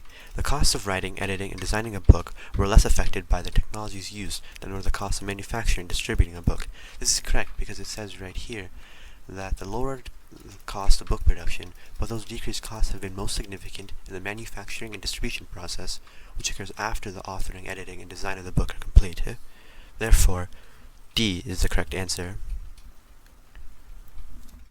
What choice completes the text so that it conforms to the conventions of standard English? When external forces are applied to common glass made from silicates, energy builds up around minuscule defects in the material, resulting in fractures. Recently, engineer Erika Frankfurt of Tampere University in Finland used the chemical blank to make a glassy solid that can withstand higher strain than silicate glass can before fracturing. So one of the key aspects here is that the phrase compound aluminum oxide is a restrictive appositive, meaning that it's a noun phrase that describes the word before it, and therefore it doesn't need any punctuation. So A, B, and C are wrong because they all include punctuation. Therefore D is correct because no punctuation is needed here. Which choice completes the text so that it conforms to the conventions of standard English? In many of her landscape paintings from the 1970s and 1980s, Lebanese-American artist Atel Adnan worked to capture the essence of California's fog-shrouded Mount Tamalpais region through abstraction, using splotches of color to represent the area's features. Interestingly, the triangle represented the mountain itself, blank, among the few defined figures in her paintings. A. R. This is incorrect because the plural verb are doesn't agree with the singular subject triangle. So A is incorrect. B. Have been. This is incorrect because the plural verb have been doesn't agree with the singular subject triangle. So B is incorrect. C. Were.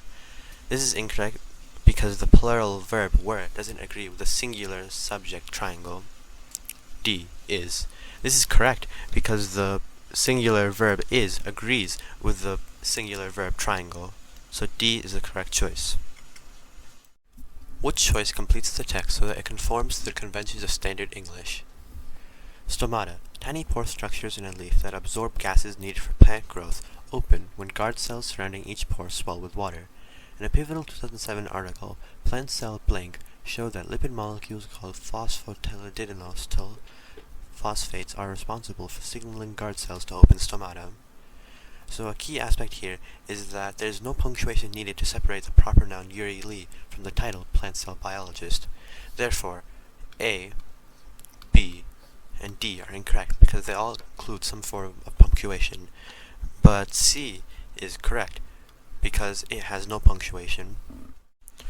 Which choice completes the text so that it conforms to the conventions of standard English?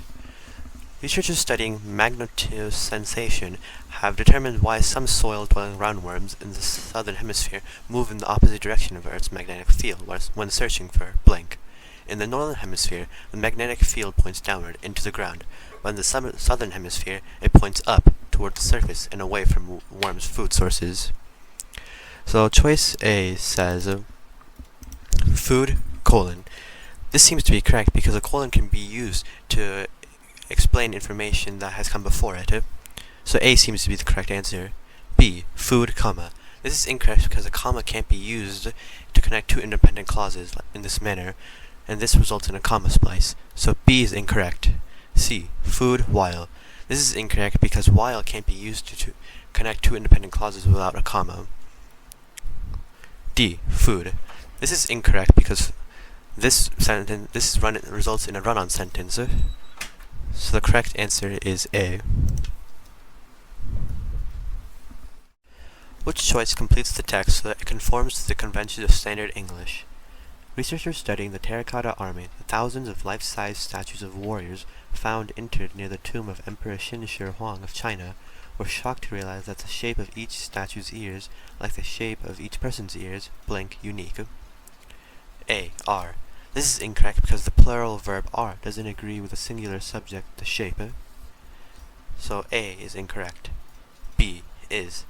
This seems to be correct because the singular verb is agrees with the singular subject, the shape. So B seems to be the correct answer. C. Were. This is incorrect because the plural verb were doesn't agree with the singular subject, the shape. So C is incorrect. D. Have been. This is incorrect because the plural verb have been doesn't agree with the singular subject, the shape. So D is incorrect, meaning the correct answer is B. Which choice completes the text so that it conforms to the conventions of standard English? In 1943, in the midst of World War II, mathematics professor Grace Hopper was recruited by the U.S. military to help the war effort by solving complex equations. Hopper's subsequent career would involve more than just Blink. As a pioneering computer programmer, Hopper would help usher in the digital age. A. Equations, comma, though, semicolon. This seems to be correct because the comma properly separates the independent clause from the phrase that modifies it, though, and the semicolon properly elaborates on the information in the beginning of the sentence. B. Equations, comma, though, comma. This is incorrect because the comma after though results in a comma splice, where it attempts to connect two independent clauses, so B is incorrect. C. Equations, period, though, comma. This C attempts to split the sentence into two sentences, but it illogically places though in the second part of the sentence, whereas it should be placed in the first sentence, so C is incorrect. D. Equations, though. This is incorrect because this would result in a run-on sentence, where there needs to be some sort of punctuation to separate the two independent clauses, so D is incorrect, and the correct answer is A. Which choice completes the text with the most logical transition? Earth's auroras, colorful displays of light seen above the northern and southern poles, result, broadly speaking, from the sun's activity. Blank, the sun releases charged particles that are captured by Earth's magnetic field and channeled toward the poles. These particles then collide with atoms in the atmosphere, causing the atoms to emit auroral light. A. Specifically, this seems to be correct because the first sentence discusses general information about Earth's auroras, while the second sentence goes into specifics about the sun's activity and how it causes Earth's auroras. So A seems to be the correct answer. B. Similarly, this is incorrect because this implies that the second sentence will discuss information that is similar to the broad information about Earth's auroras in the first sentence, but this is not the case, because the second sentence goes into specifics about Earth's auroras discussed in the first sentence. So B is incorrect. C. Nevertheless, this is incorrect because this implies that there is a contrast between the first and second sentence, which is not the case, where the second sentence goes into specifics of the information in the first sentence. So C is incorrect. D. Hence. This is incorrect because this implies that the information in the second sentence results from the information in the first sentence, but this is not the case, where the second sentence goes into specifics about the information introduced in the first sentence. So the correct answer is A. Specifically. Which choice completes the text with the most logical transition? Some members of the U.S. Supreme Court have resisted calls to televise the court's oral arguments, concerned that the participants would be tempted to perform for the cameras, and thus lower the quality of the discourse. Blank. The justices worry that most viewers would not even watch the full deliberations, only short clips that could be misinterpreted and mischaracterized.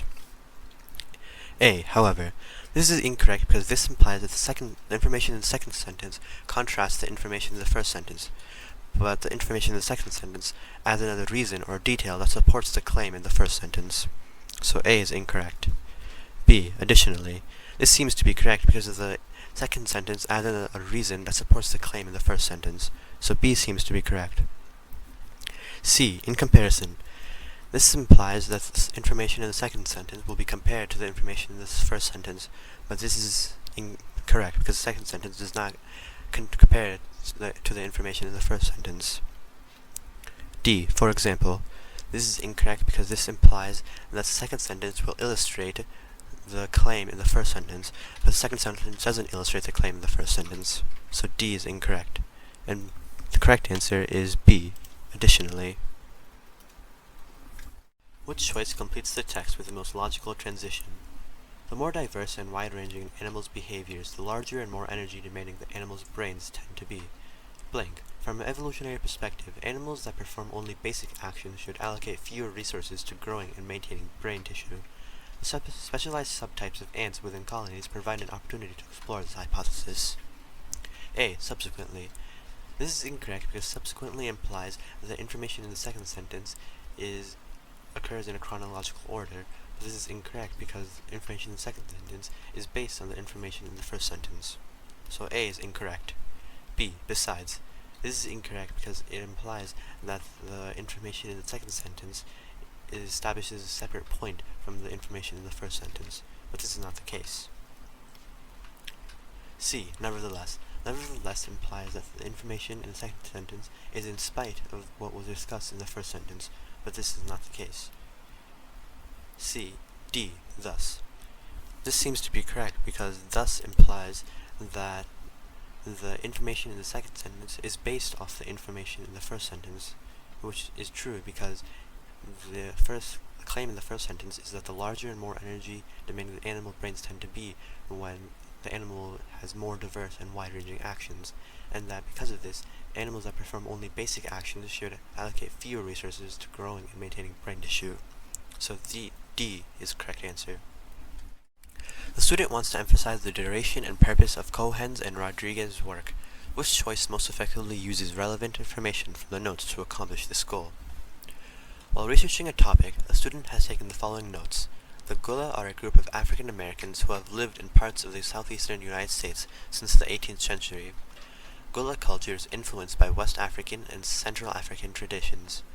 Louis Miller Cohen is a Gullah historian, storyteller, and preservationist. She founded the Gullah Museum of Hilton Head Island, South Carolina, in 2003. Vermel Rodriguez is a Gullah historian, artist, and preservationist. She founded the Gullah Museum of Georgetown, South Carolina, in 2003. A. At the Gullah Museums in Hilton Head Island and Georgetown, South Carolina, visitors can learn more about the Gullah people who have lived in the region for centuries. This is incorrect because while it establishes the purpose of Cohen's and Rodriguez's work, it doesn't emphasize the duration, so A is incorrect. B. Louis Miller Cohen and Vermel Rodriguez have worked to preserve the culture of the Gullah people who have lived in the United States since the 18th century. This is incorrect because it establishes the purpose of Cohen's and Rodriguez's work, but like A, it doesn't emphasize the duration. So B is incorrect. C. Since 2003, Louis Miller Cohen and Vermel Rodriguez have worked to preserve Gullah culture through their museum.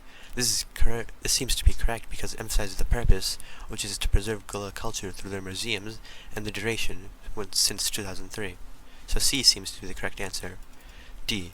Influenced by the traditions of West and Central Africa, Gullah culture developed in parts of the southeastern United States in the 18th century.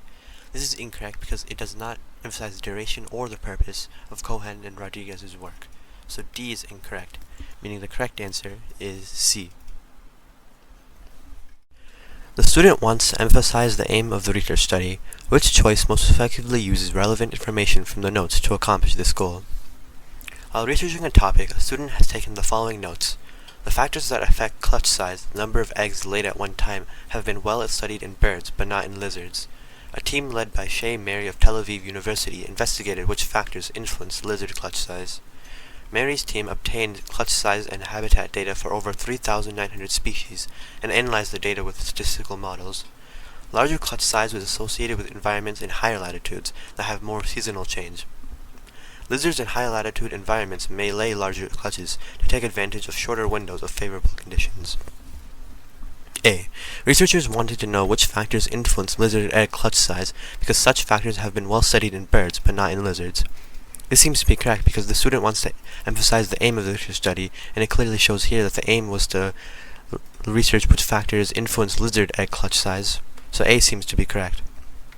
B. After they obtained data for over 3,900 lizard species, researchers determined that larger clutch size was associated with environments in higher latitudes that have more seasonal change. This is incorrect because this presents the conclusions or findings of the research study, not the aim of the research study. C. We now know that lizards in higher latitude environments may lay larger clutches to take advantage of shorter windows of favorable conditions. This is incorrect for the same reason as B, because it presents the conclusions of the study, not the aim of the study. D. Researchers obtained clutch size and habitat data for over 3,900 lizard species and analyzed the data with statistical models. This is incorrect because this presents the method they used to find the conclusions of the study, not the aim of the research study. So the correct answer is A. Which frequency table correctly represents the data listed? So up here is our data, and in this data the number 4 appears 4 times, the number 8 appears 3 times, and the number 13 appears 2 times. So the frequency table should look something like this. So answer choice A says that the number 4 appears 4 times, which is correct. The number 8 appears 3 times, which is also correct. And that the number 13 appears 2 times, which is also correct. So answer choice A looks correct so far. Answer choice B is incorrect because it says that the number 3 appears 8 times, but the number 3 does not appear at all. So answer choice B is incorrect. Answer choice C says that the number 4 appears 16 times, which is incorrect because the number 4 only appears 4 times. So answer choice C is incorrect. Answer choice D says that the number 16 appears 4 times, which is incorrect because the number 16 doesn't appear at all. So answer choice D is incorrect, which means answer choice A is the correct answer. Which expression is equivalent to x squared plus 3x minus 40? So by looking at the answer choices, we can see that they want us to factor this quadratic. This quadratic is the form ax squared plus bx plus c. In order to factor this, we have to split the b term into 2 smaller b terms, where b1 plus b2 is equal to the original b, and b1 times b2 is equal to a times c, where a is the coefficient of the second degree term and c is the constant. So in this case, a times c is equal to 1 times negative 40, which is just negative 40. And the only 2 numbers that satisfy these 2 conditions are 8 and negative 5, because 8 minus 5 is equal to 3, and 8 times negative 5 is equal to negative 40. So when we split the b term into 8x minus 5x, we are left with this: x squared plus 8x minus 5x minus 40. So then we can factor out an x from these first 2 terms here. And for the second 2 terms, we can factor out a negative 5.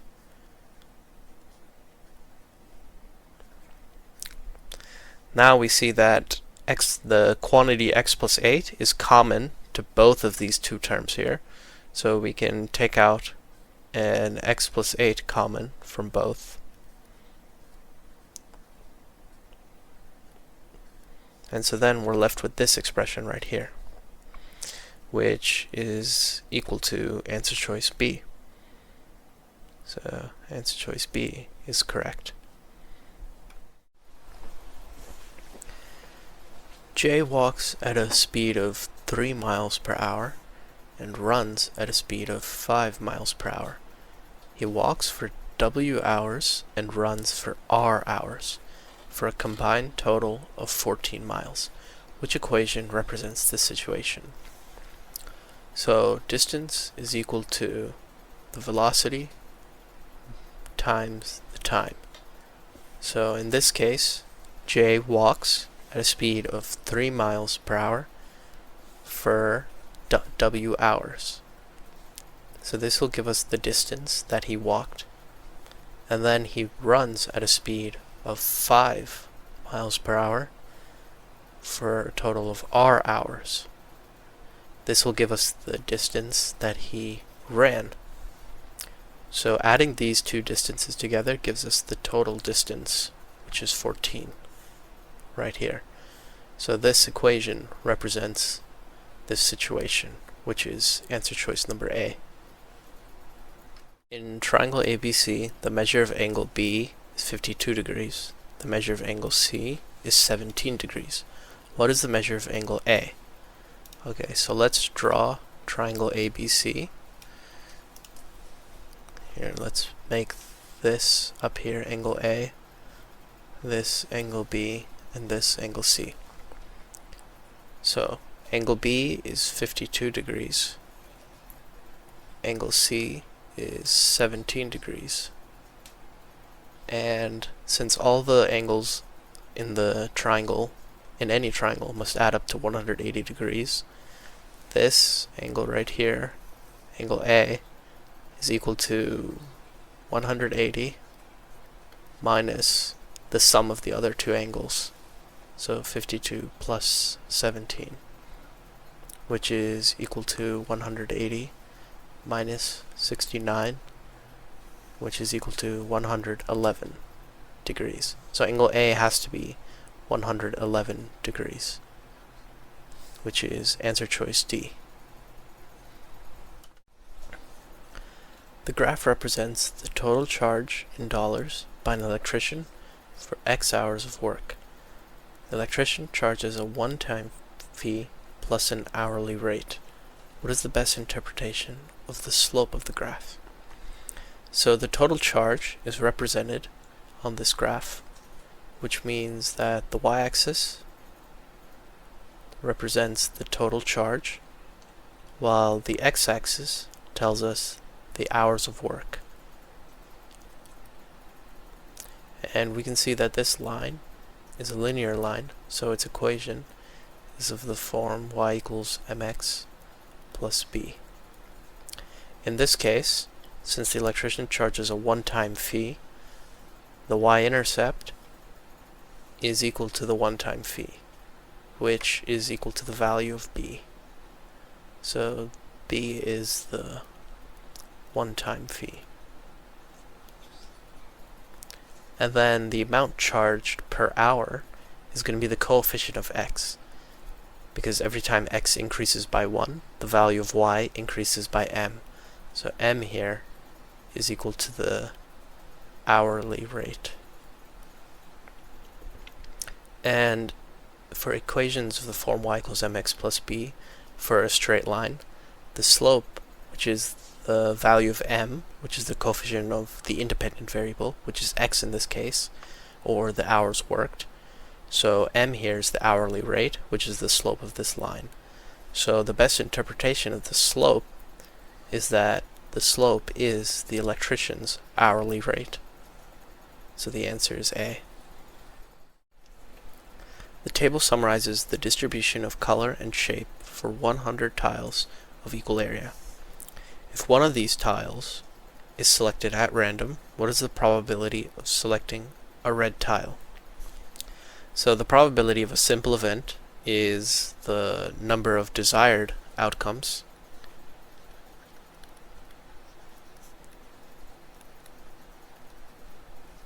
divided by the total outcomes. So the number of desired outcomes in this case is selecting one red tile, and there's a total of 30 red tiles. These columns right here in the table show how many tiles are each color. So there are, for example, 30 red tiles, 30 blue tiles, and 40 yellow tiles, which add up to 100 total tiles. So the number of desired outcomes is 30, which is selecting any one of the 30 red tiles, divided by the total number of outcomes, which is selecting any colored tile out of the 100, which is 100, since we have 100 total tiles. So 30 divided by 100 is the probability of selecting a red tile, which is equal to 3 out of 10, or 0.3.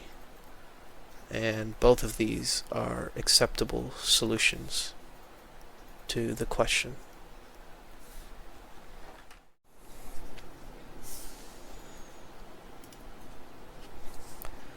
From a population of 50,000 people, 1,000 were chosen at random and surveyed about a proposed piece of legislation.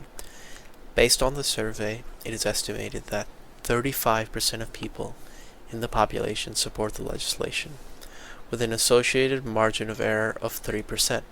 Based on these results, which of the following is a plausible value for the total number of people in the population who support the proposed legislation? So to find the total number of people that support the legislation, we just extrapolate the trend in the survey of 1,000 people and apply that to the whole population of 50,000 people. So 35% of people in the survey supported the legislation, which means 35% of 50,000 people should give us how many people support the legislation in the total population. So 35% of 50,000, if we put that into our calculator, is 0.35 times 50,000, which is equal to 17,500. So 17,500 is 35% of 50,000, but that's not one of the answer choices because there's a margin of error in the survey of 3%. So the value would fluctuate up or down 3% based on this margin of error. So the closest choice to 17,500 would be the most plausible value for the number of people that support the legislation. The other answer choices, 350, 650, 31,000, are well away from 17,500. So they wouldn't be in the 3% margin. Only C would. So C is the answer.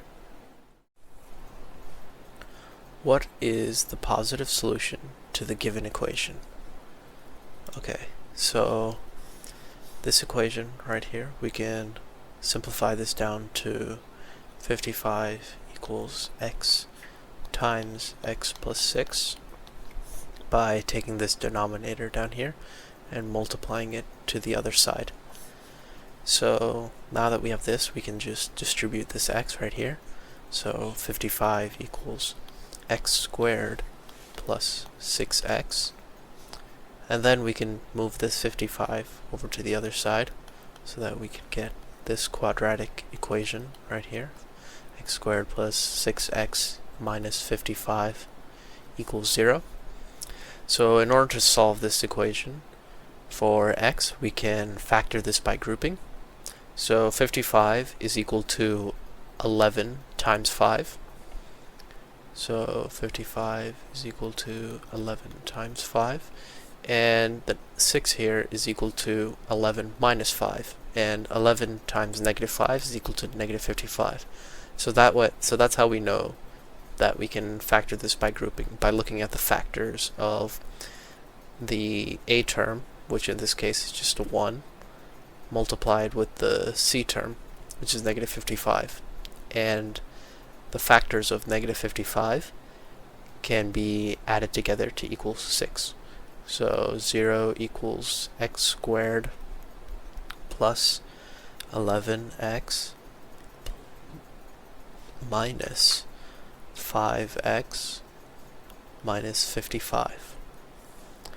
So then we can factor out an x from these first two terms, and we can factor out a negative 5 from the second two terms.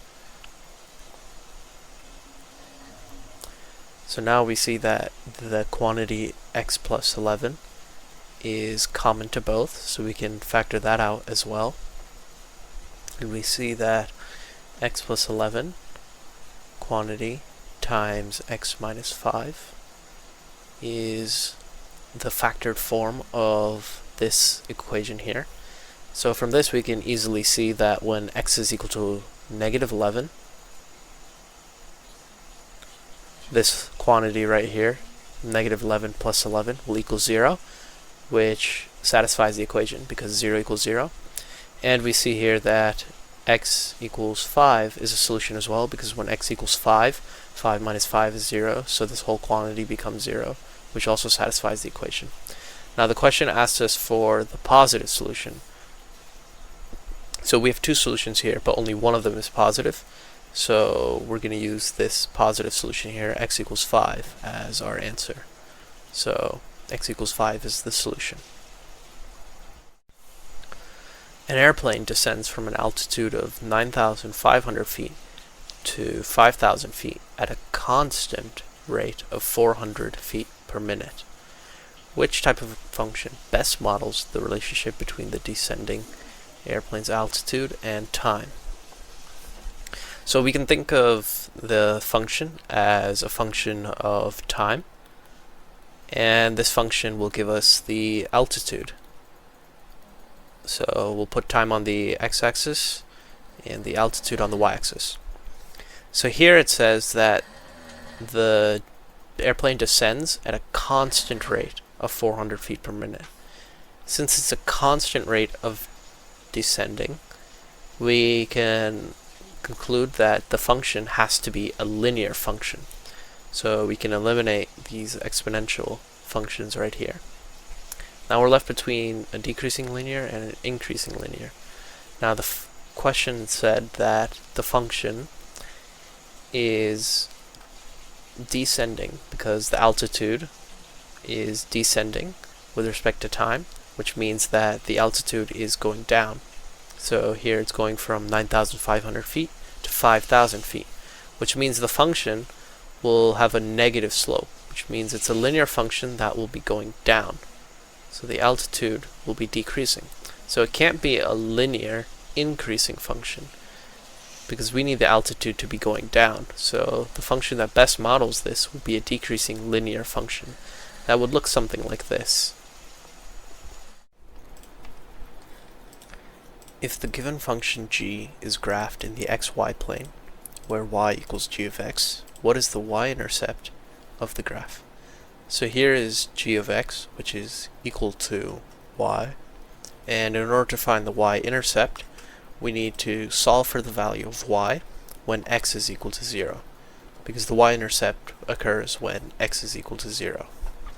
So when we set x equal to 0, we get this equation, 11 times 1 over 12 raised to the 0th power, which simplifies to 11 times 1, since anything raised to the 0th power is equal to 1, so y just equals 11.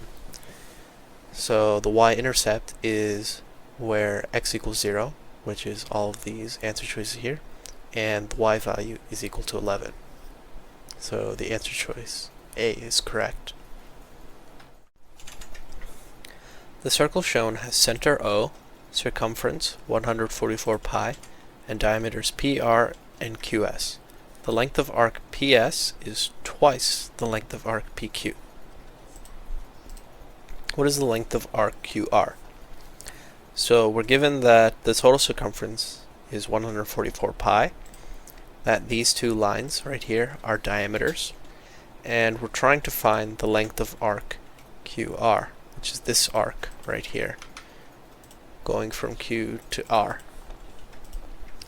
So since we know that QS right here is a diameter, this means that the arc that it defines is equal to half the circumference. So this arc going from S to Q is 72 pi, which is half of 144 pi. And using that, we can create a system of equations to find the length of arc PQ. So we know that the length of arc SP, let's call that X, and the length of arc PQ, let's call that Y. Those lengths added together should equal 72 pi. And we also know that the length of arc PS is twice the length of arc PQ.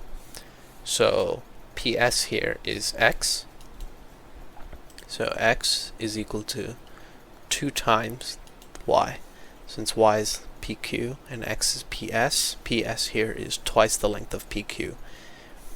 So then we can substitute 2Y into this equation for X. So if we plug in 2Y as X, and then the rest of the equation, we can solve for Y.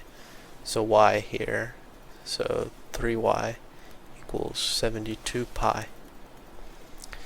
And so 72 divided by 3 is equal to 24 pi. So here the length of arc PQ is equal to 24 pi. Now, in order to find the length of arc QR, we know that PR here is also a diameter, which means that the total length of this arc that goes from P to R is also 72 pi. So if we say that the length of arc QR is equal to Z, then Y plus Z is equal to 72 pi. But we know that Y is equal to 24 pi. So if we plug that in, we get that 24 pi plus Z is equal to 72 pi. And so if we subtract 24 pi to the other side, we get that Z is equal to 48 pi. And Z in this case is the length of our QR. So Z is the length of our QR, so the answer is 48 pi. A rectangle has a length of x units and a width of x minus 15 units. If the rectangle has an area of 76 square units, what is the value of x? So we have a rectangle which has a length of x units and a width of x minus 15 units. The area of this rectangle is 76 square units. So the area of a rectangle is equal to the length times the width. So in this case, 76 is equal to the length, which is x, and the width, which is equal to x minus 15. So this is the formula for the area of this square, our rectangle. We can use this formula to solve for x, which is what the question is asking us for. So 76 is equal to, we can distribute out this x to get x squared minus 15x, and then we can subtract 76 from both sides to get 0 equals x squared minus 15x minus 76. And then we can split this x term here, this negative 15x, into two terms whose coefficients, when multiplied together, equals 1 times negative 76. So in this case, it would be 0 equals x squared minus 19x plus 4x minus 76. So we just split this 15 here, this negative 15, into negative 19x plus 4x, which just equals negative 15x. But now, negative 19 times 4 is equal to negative 76. This will allow us to factor this by grouping. So we can just take an x common out from these two terms. So x minus 19. And then from these two terms, we can factor out a 4. So 4 times x minus 19. Then we see that x minus 19, that quantity is common to both these terms, so we can factor that out as well. So x minus 19 times x plus 4. Okay, and then we'll have two solutions to this equation. So x will equal 19, or x equals negative 4. Because plugging in 19 to x here will give us 0, which will make the whole equation 0, which satisfies the equation.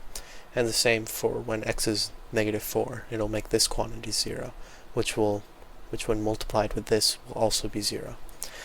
But since x is negative 4 here, this solution doesn't make any sense because we're dealing with distances. The length or width of a rectangle cannot be negative, so we're just going to disregard that solution and take x equals 19 as the solution. So the answer is B.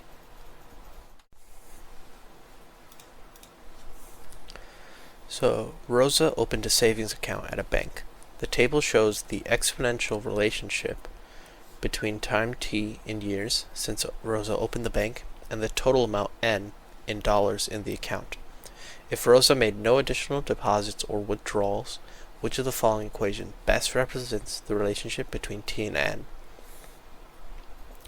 So the question tells us that there's an exponential relationship between the time and the total amount of dollars. So our equation will look something like this, a normal exponential equation. So we can use the values in the table to eliminate incorrect answers and see which one is correct. So at time t equals 0, the total amount of dollars, n, should be 104. So if we plug in t equals 0 into this first equation, we're going to get 1 plus 604 raised to the 0th power.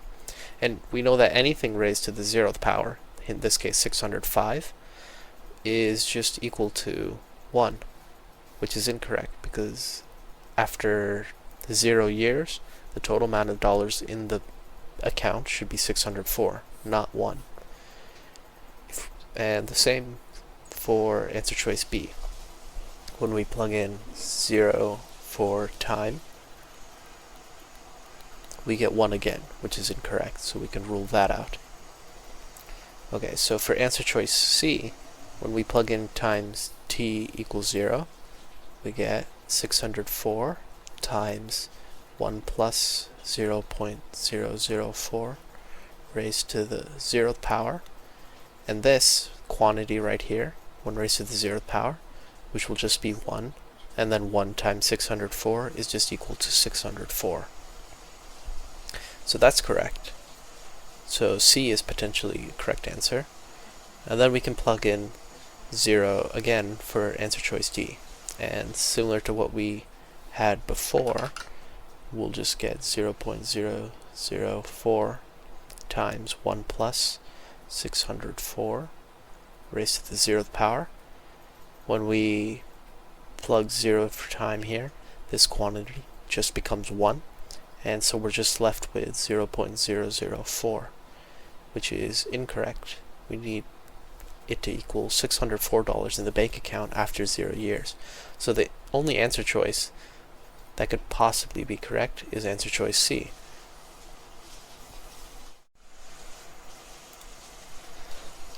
At how many points do the graphs of the equations y equals x plus 20 and y equals 8x intersect in the xy plane?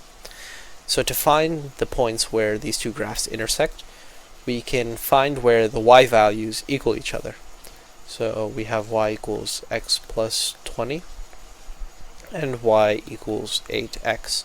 So we want to find where the y values and the x values equal each other. So where the y values equal each other, we can just set these two equations equal to each other. So x plus 20 is equal to 8x, where this equation went here and this one went here. And then we can solve for the value of x that makes the y values equal to each other. So we can move this x to the other side by subtracting it from both equations. So 20 equals 7x. So then x is equal to 20 over 7. So at the value x equals 20 over 7, the y values equal each other. And in this case, the y values would equal, if we just plug in x equals 20 over 7 into this equation, we would just get 160 over 7. So at x equals 20 over 7 and y equals 160 over 7, the two equations intersect.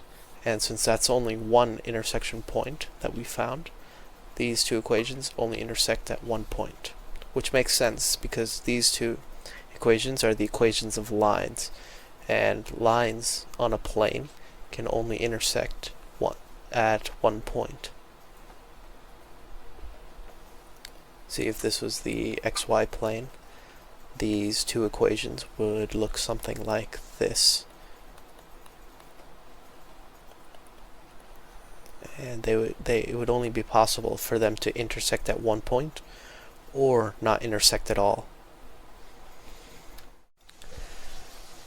At a school fair, students can win color tokens that are worth a different number of points depending on the color. One student won G green tokens and R red tokens worth a total of 380 points. The given equation represents the situation. How many more points is a red token worth more than a green token? So in this equation, 5G plus 45R equals 380. This equation gives us the total number of points as a function of the number of green and red tokens. So in order to get the total number of points, we need to multiply the value of a token, or how many points it has, times the number of tokens. So here, 5 is the number of points for a green token, and 45 is also the number of points for a red token. Because multiplying 5 with the number of green tokens will give us the total points from green tokens, and multiplying 45 with R, the number of red tokens, will give us the total number of points from red tokens. So a red token is worth 45 points, and a green token is worth 5 points. So that means a red token is worth 40 more points than a green token. So 40 is the answer. The number of bacteria in a liquid medium doubles every day.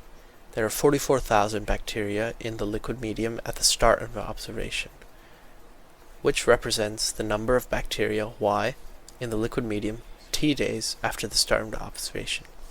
Since the number of bacteria doubles every day, we are dealing with an exponential function, which will look something like this, where Y is the number of bacteria, A is some constant, B is some constant, and T is the number of days after the start of the observation, and the independent variable here. So, since there are 44,000 bacteria at the start, this means that when time t is equal to 0, which is the start of the observation, the number of bacteria Y should equal 44,000. So we can just plug that into these equations. When t is equal to 0 here, we get 1/2 times 44,000 raised to the 0. Any quantity raised to the 0 power is equal to 1. So this will just reduce to 1/2 times 1, which is just equal to 1/2, which is incorrect because there should be 44,000 bacteria at the start of the observation when time t equals 0.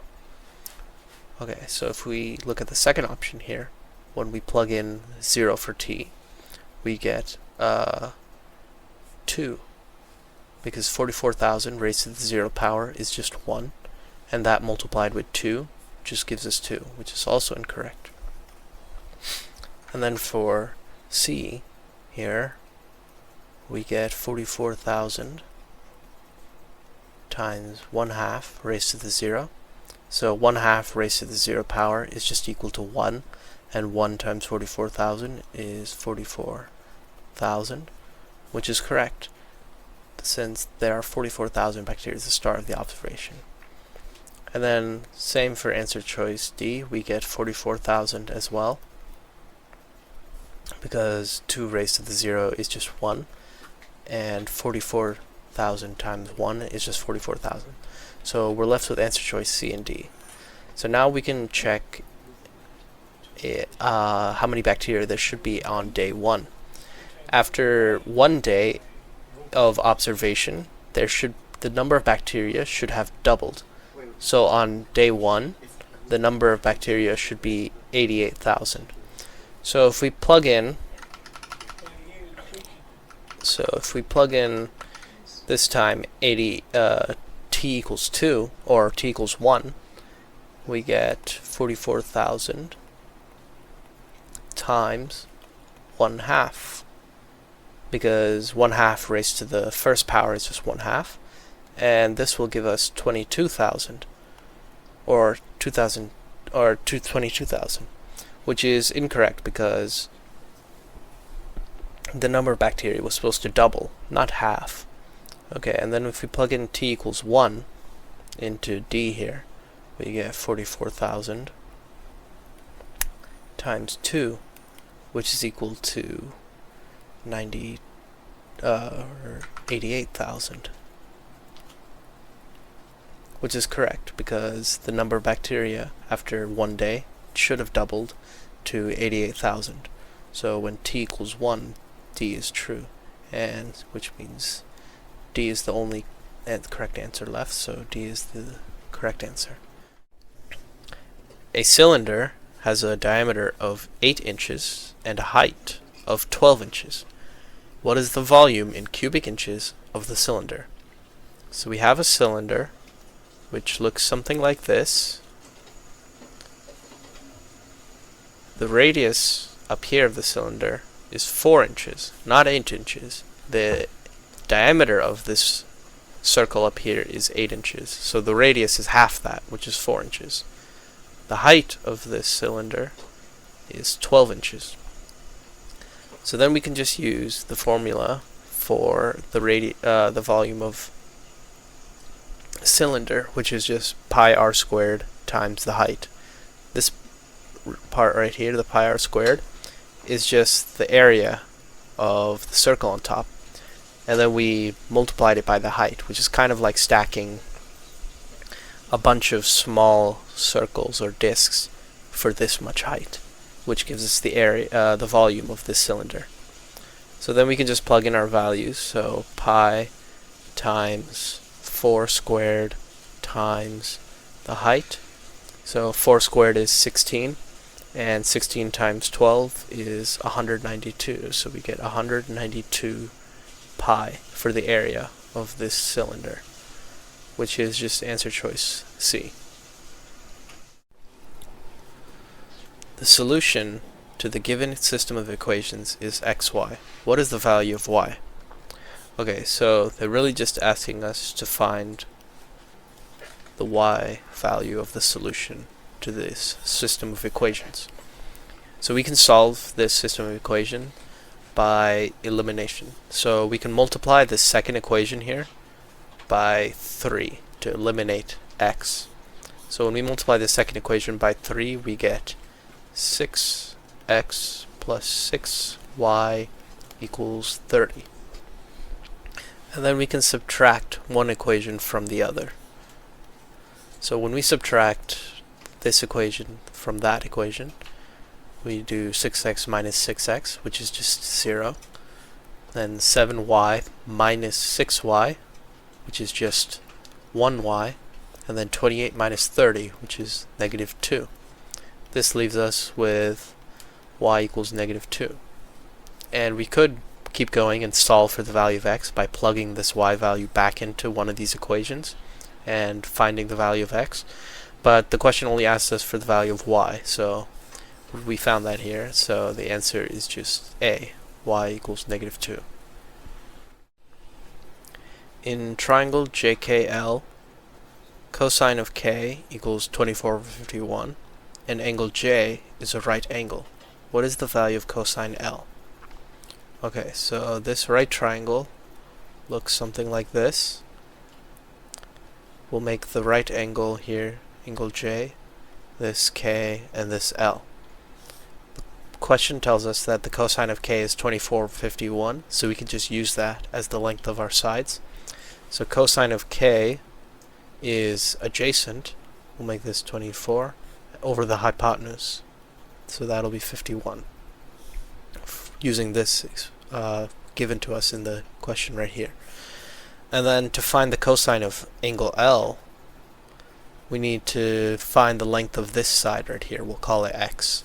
So to find the length of x right here, we'll use the Pythagorean theorem, which says that x squared plus 24 squared equals 51 squared.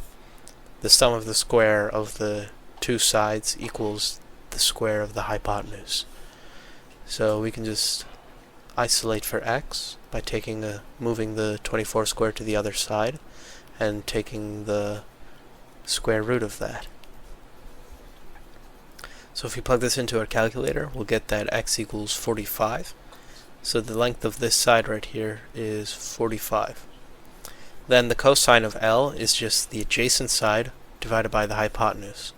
So cosine of L is 45 over 51, which is the answer, 45 over 51.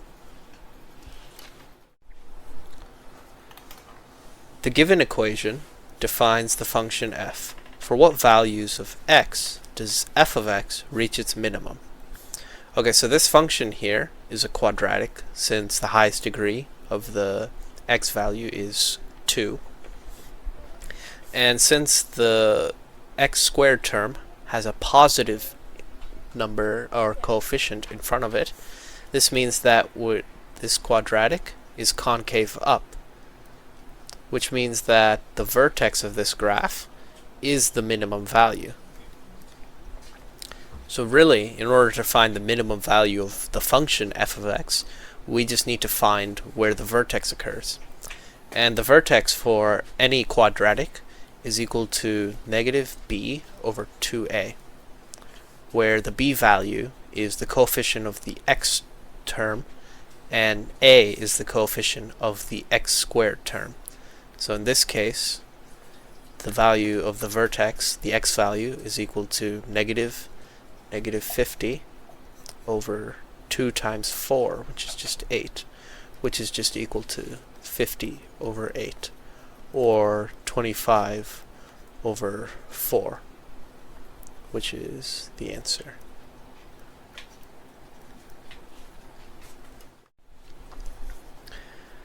In the xy plane, line L passes through the point 0, 0 and is parallel to the line represented by the equation y equals 8x plus 2.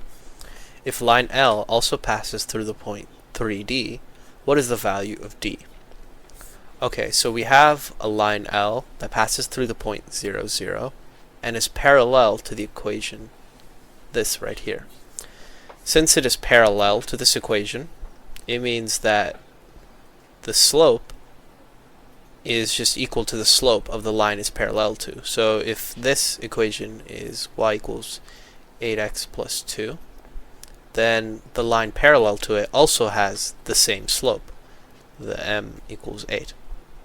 Okay, so that gives us the slope of the equation, of the line L. Now we need the y-intercept in order to create a full equation.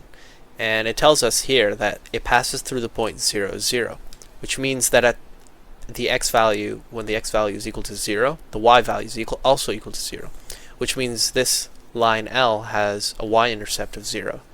So the equation of line L is y equals 8x. And using that, we can just find the value of D when x is equal to 3. So when we plug in x is equal to 3, we just get that y equals 24, which means that D equals 24, since D is the value of y when x equals 3. So we could just plug that into our equation for L. So the answer is 24. In the xy plane, a line with equation 2y equals c for some constant c, intersects a parabola at exactly 1 point. If the parabola has equation y equals negative 2x squared plus 9x, what is the value of c? Okay, so this parabola right here is a concave down parabola because the coefficient of the x squared term is negative. And this line, 2y equals c, we can simplify that to 2y equals c over 2. And this is just a horizontal line in the xy plane because c is just some constant, so y equals c over 2 is just some horizontal line. Depending on the value of c, it's just some one of the lines like this. So, and in order for a horizontal line like y equals c over 2 to cross a parabola at exactly 1 point, the line must intersect at the vertex. Because if this line intersected somewhere other than the vertex, like down here, then it would cross the parabola at 2 points instead of 1. And if it crossed up here, well, it wouldn't really cross at all. There would be no points of intersection. So the line, or horizontal line, must cross the parabola at the vertex if it has to cross at 1 point only. And we can find the point at the vertex to be able to solve for the value of c. So the x value of the vertex of a parabola, the x value at the vertex, is equal to negative b over 2a, where b is the coefficient of the x term and a is the coefficient of the x squared term. So in this case it's just negative 9 over 2 times negative 2, which is just negative 4, which we can just simplify to 9 over 4. Okay, so this is the x value of the vertex, which is the point where they intersect. And we can find the y value at the point that they intersect by just plugging this into this equation. So the y value when x equals 9 over 4, we can just find that using the equation of the parabola. So negative 2 times 9 over 4 whole squared. So negative 2 times 81 over 16 plus 81 over 4, which is just, this is just equal to negative 81 over 8. 2 over 16 is just 1 over 8, and then that multiplied with 81 is just negative 81 over 8 plus 81 over 4. And if we do some fraction math, we get that this is just equal to 81 over 8. So the y value at this vertex is equal to 81 over 8, which means the y value of the line should also be 81 over 8 since they intersect at this point. So for the equation y equals c over 2, the y value should be 81 over 8, and that should be equal to c over 2. So then if we multiply this 2 to the other side, we get that c is equal to 81 over 4, and that's the answer. 81 over 4 is the value of c. Which expression is equivalent to 9x squared plus 7x squared plus 9x? So this question, we just add together like terms. So the two x squared terms here. So 9 plus 17 is 16. So 16x squared plus 9x. And that's all the simplification we can really do. And this is just answer choice D.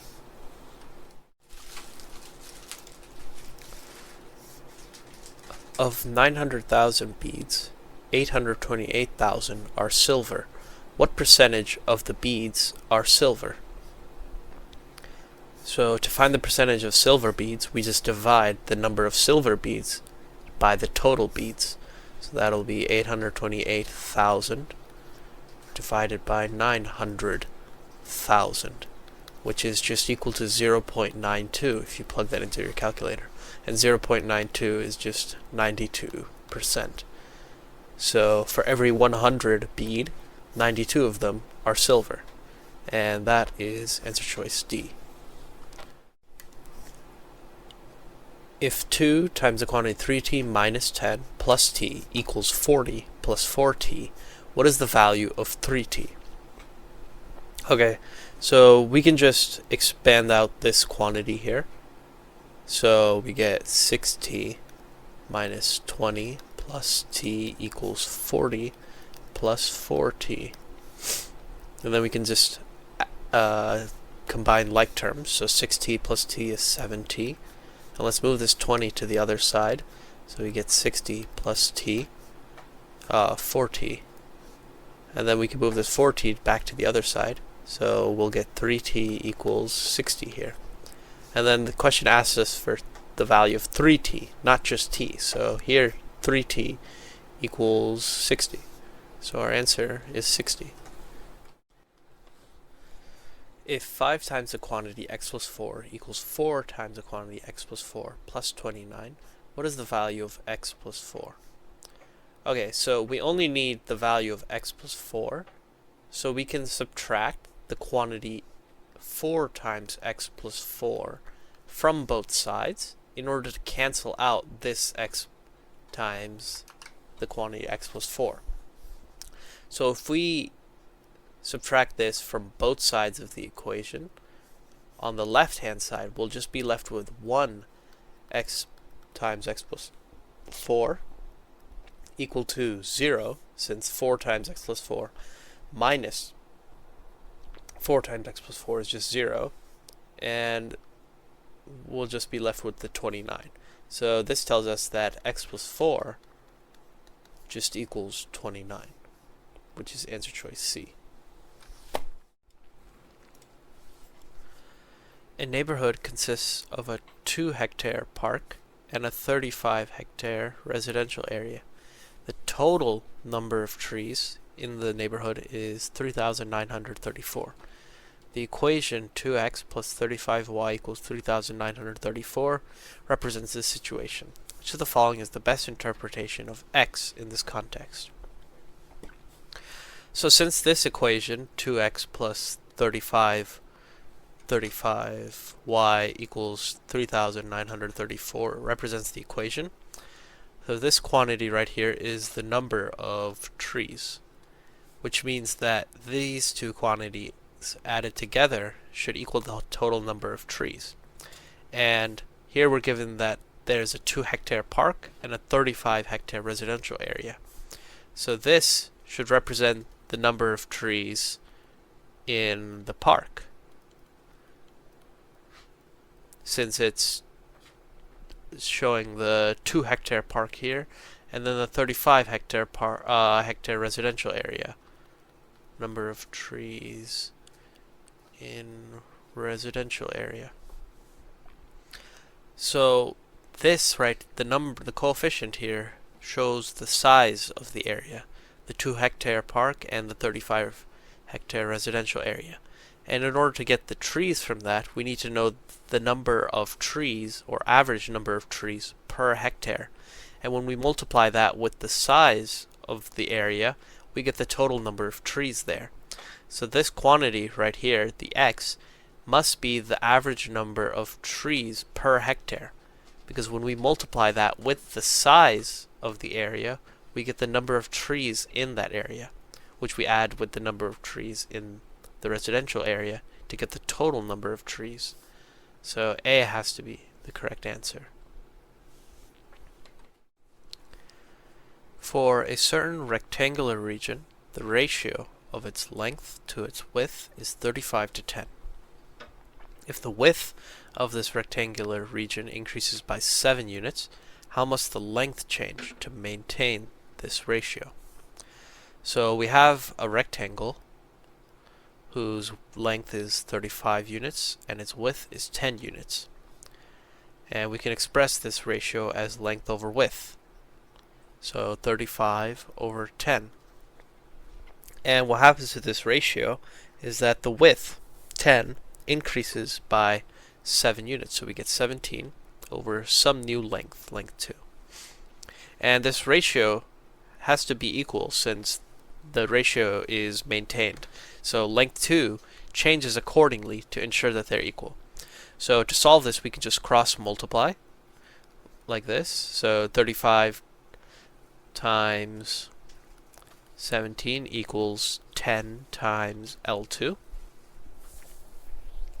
And then to solve for L2, we can just divide both sides by 10. So 35 times 17 over 10.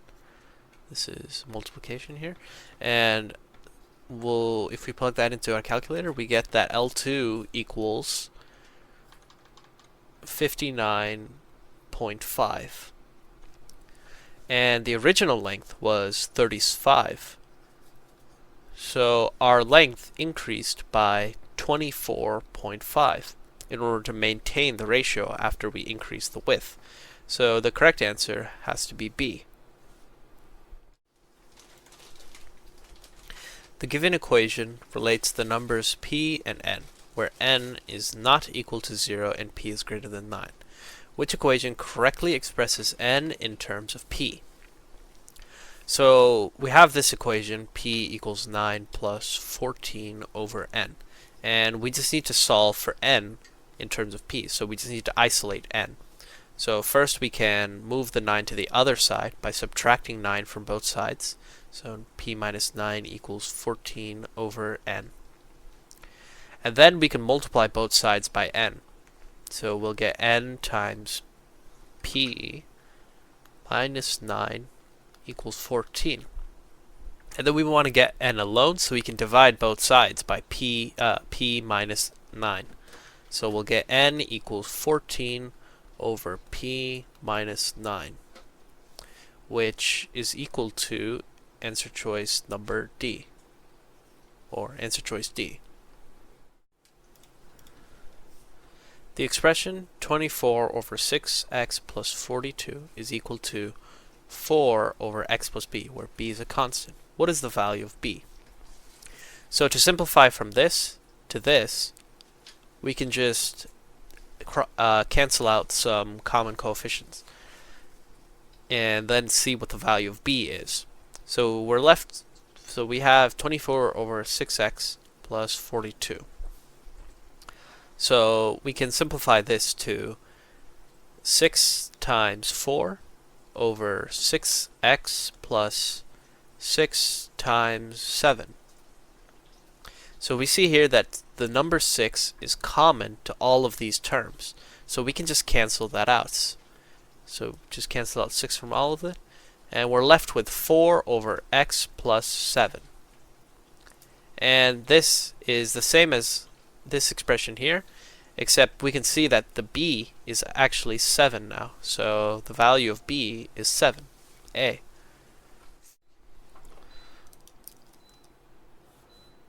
Circle A in the xy plane has this equation. Circle B has the same center as circle A. The radius of circle B is 2 times the radius of circle A. The equation defining circle B in the xy plane is this, where k is constant. What is the value of k? So circle A is a circle in the xy plane whose radius is equal to 2, because this equation for a circle is x minus h whole squared plus y minus k whole squared equals r squared, where r is the radius. So here 4 is equal to 2 squared. So this is like r squared. So here the radius is 2. The radius is not 4. And then circle B is circle with the same center. Here, let me draw a better circle.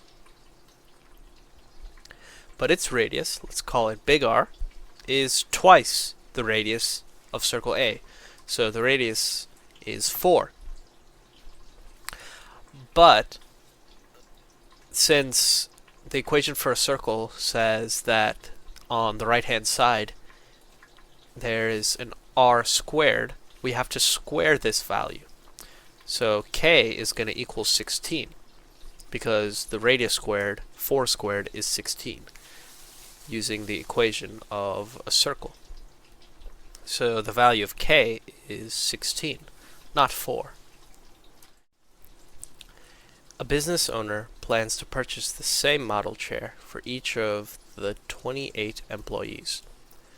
The total budget to spend on these chairs is $14,000, which includes a 7% sales tax.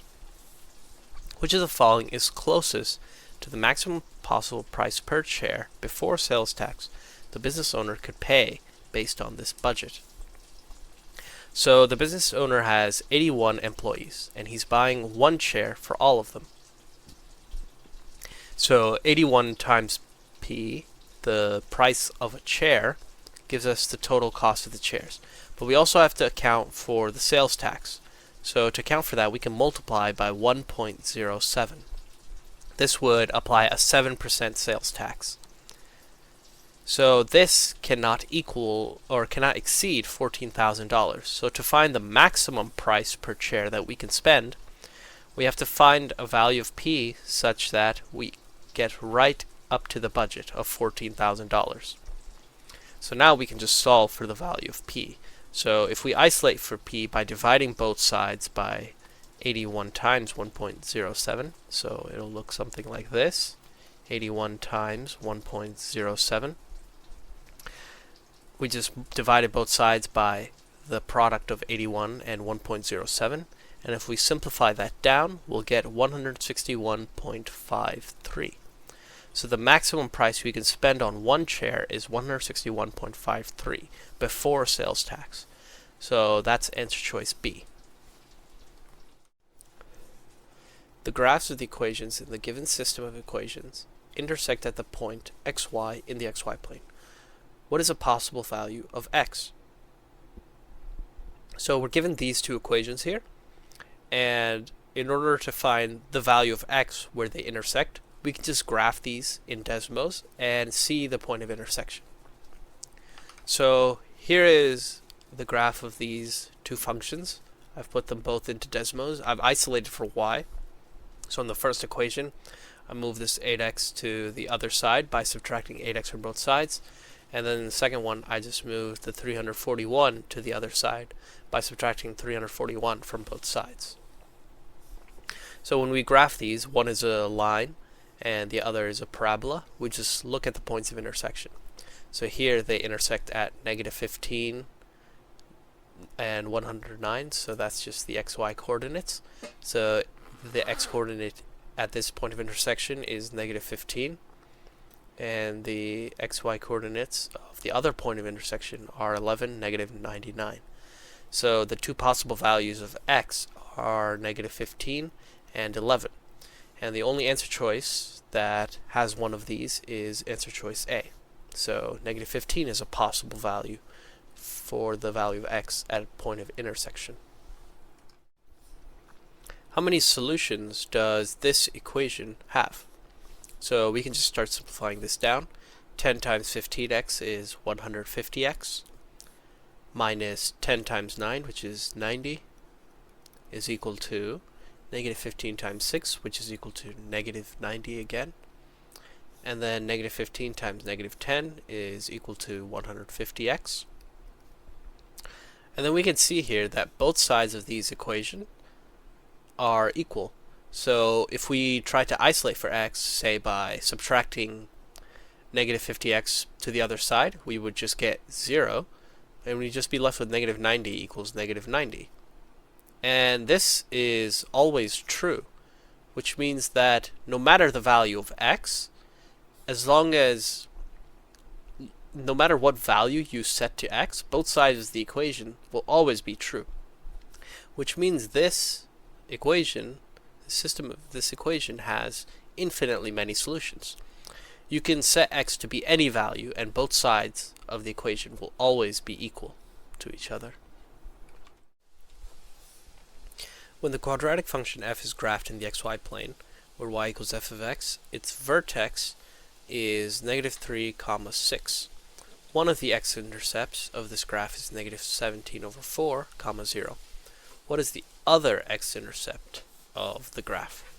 So we have a parabola, the graph of the quadratic f of x, and its vertex down here is -3, 6. One of its x-intercepts is this coordinate here, the -17/4, 0. And the other x-intercept is what we have to find.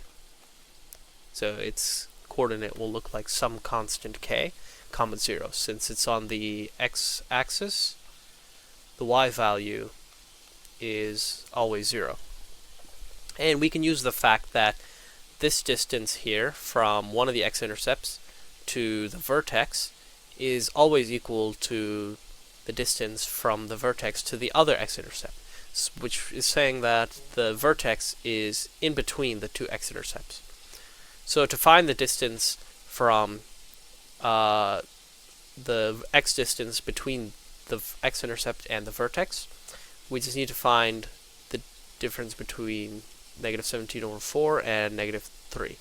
So -17/4 minus -3 is equal to -17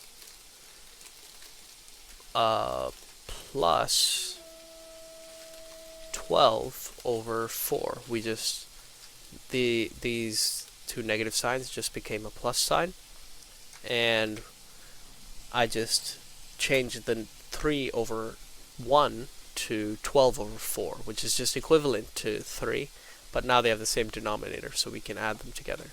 So -17 plus 12 is equal to -5/4.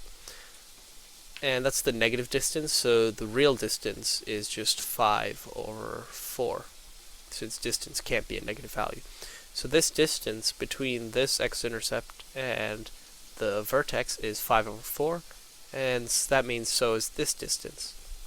So in order to find the value of x here, we can just add 5/4 to -3. So -3 plus 5/4 is equal to -12 plus 5/4, which is equal to -7/4. So I just turned this -3 into -12/4, and that allows us to add these two terms together, since now they have a common denominator. So the value of x at the x-intercept is going to be -7/4, and the y value will just be 0 since it's an x-intercept.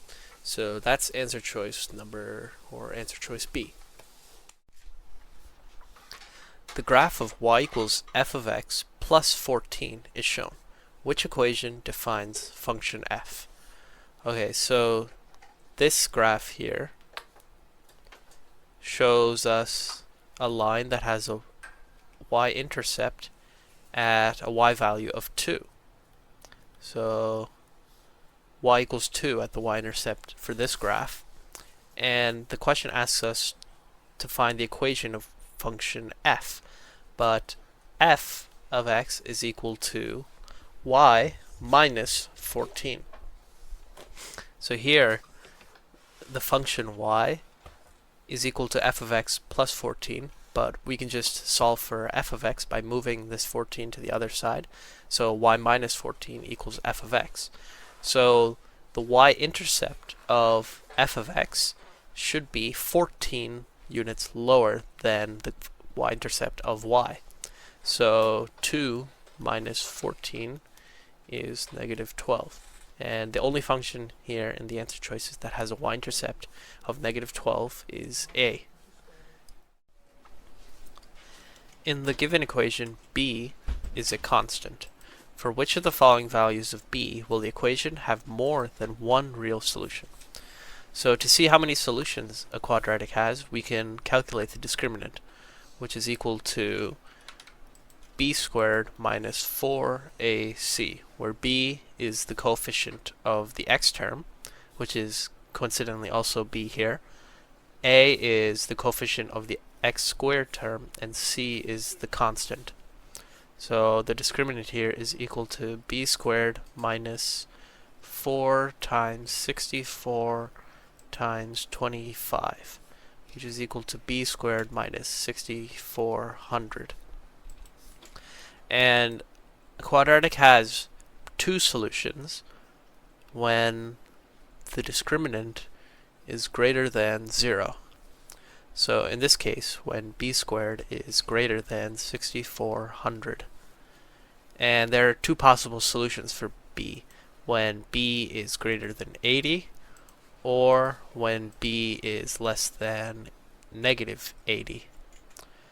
So b has to be either greater than 80 or less than negative 80 for b squared to be greater than 6400.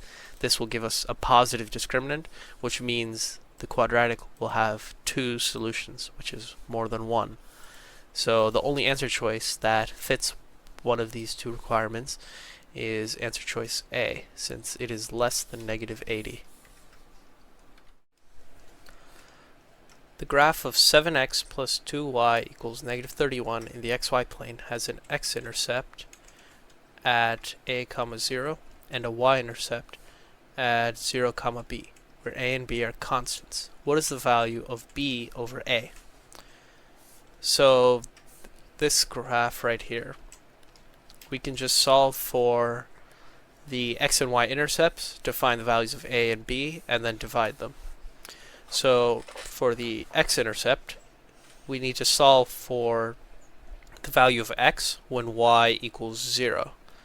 So when y equals 0, we're left with 7x equals negative 31, since 2 times 0 is just 0. So then x equals negative 31 over 7. And then for the y-intercept, we need to solve for the value of y when x is equal to 0.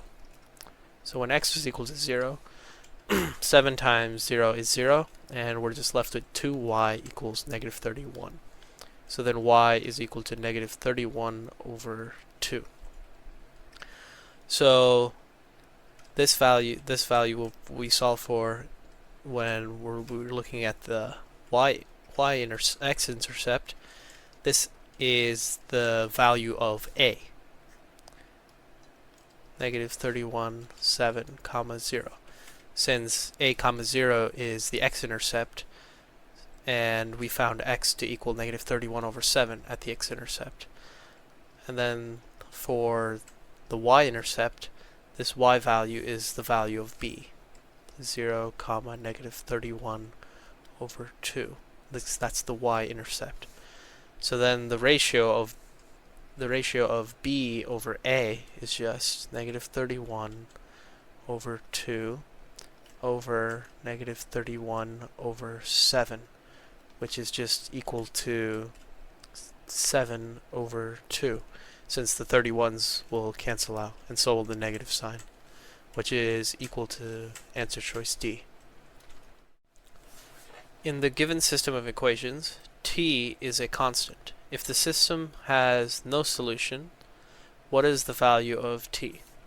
So we can just start solving these two equations by elimination. So we'll multiply both sides of the second equation by negative 2.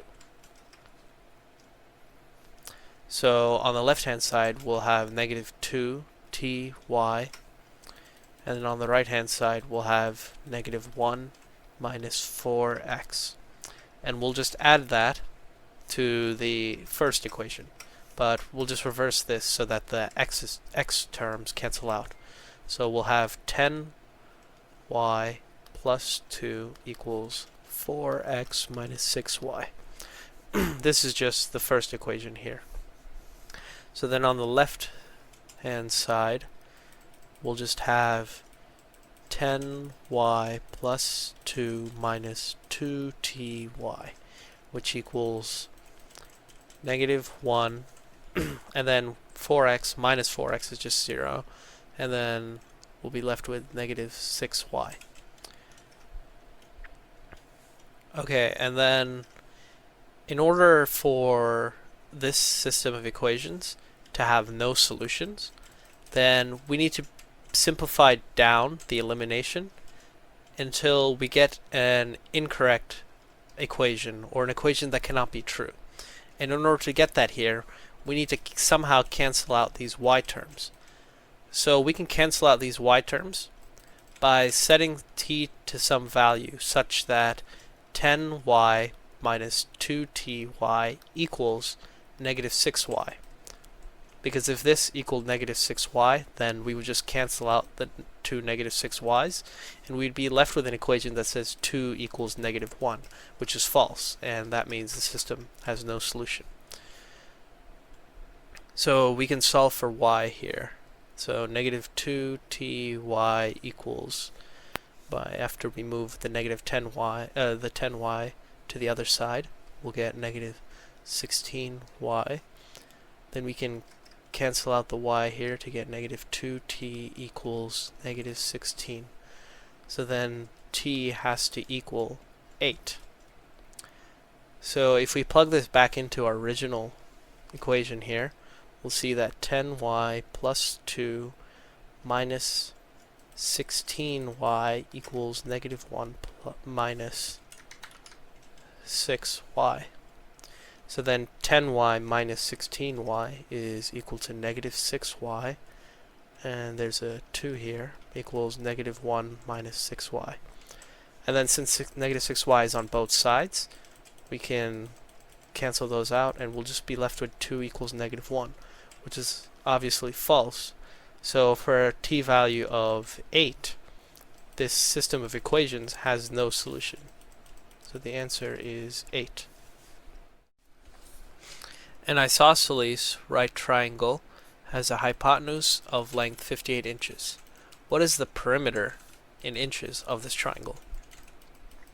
So we have an isosceles right triangle whose hypotenuse is 58 inches. And since it is isosceles, it means the length of both of these sides is the same. So let's just say they're x units in length.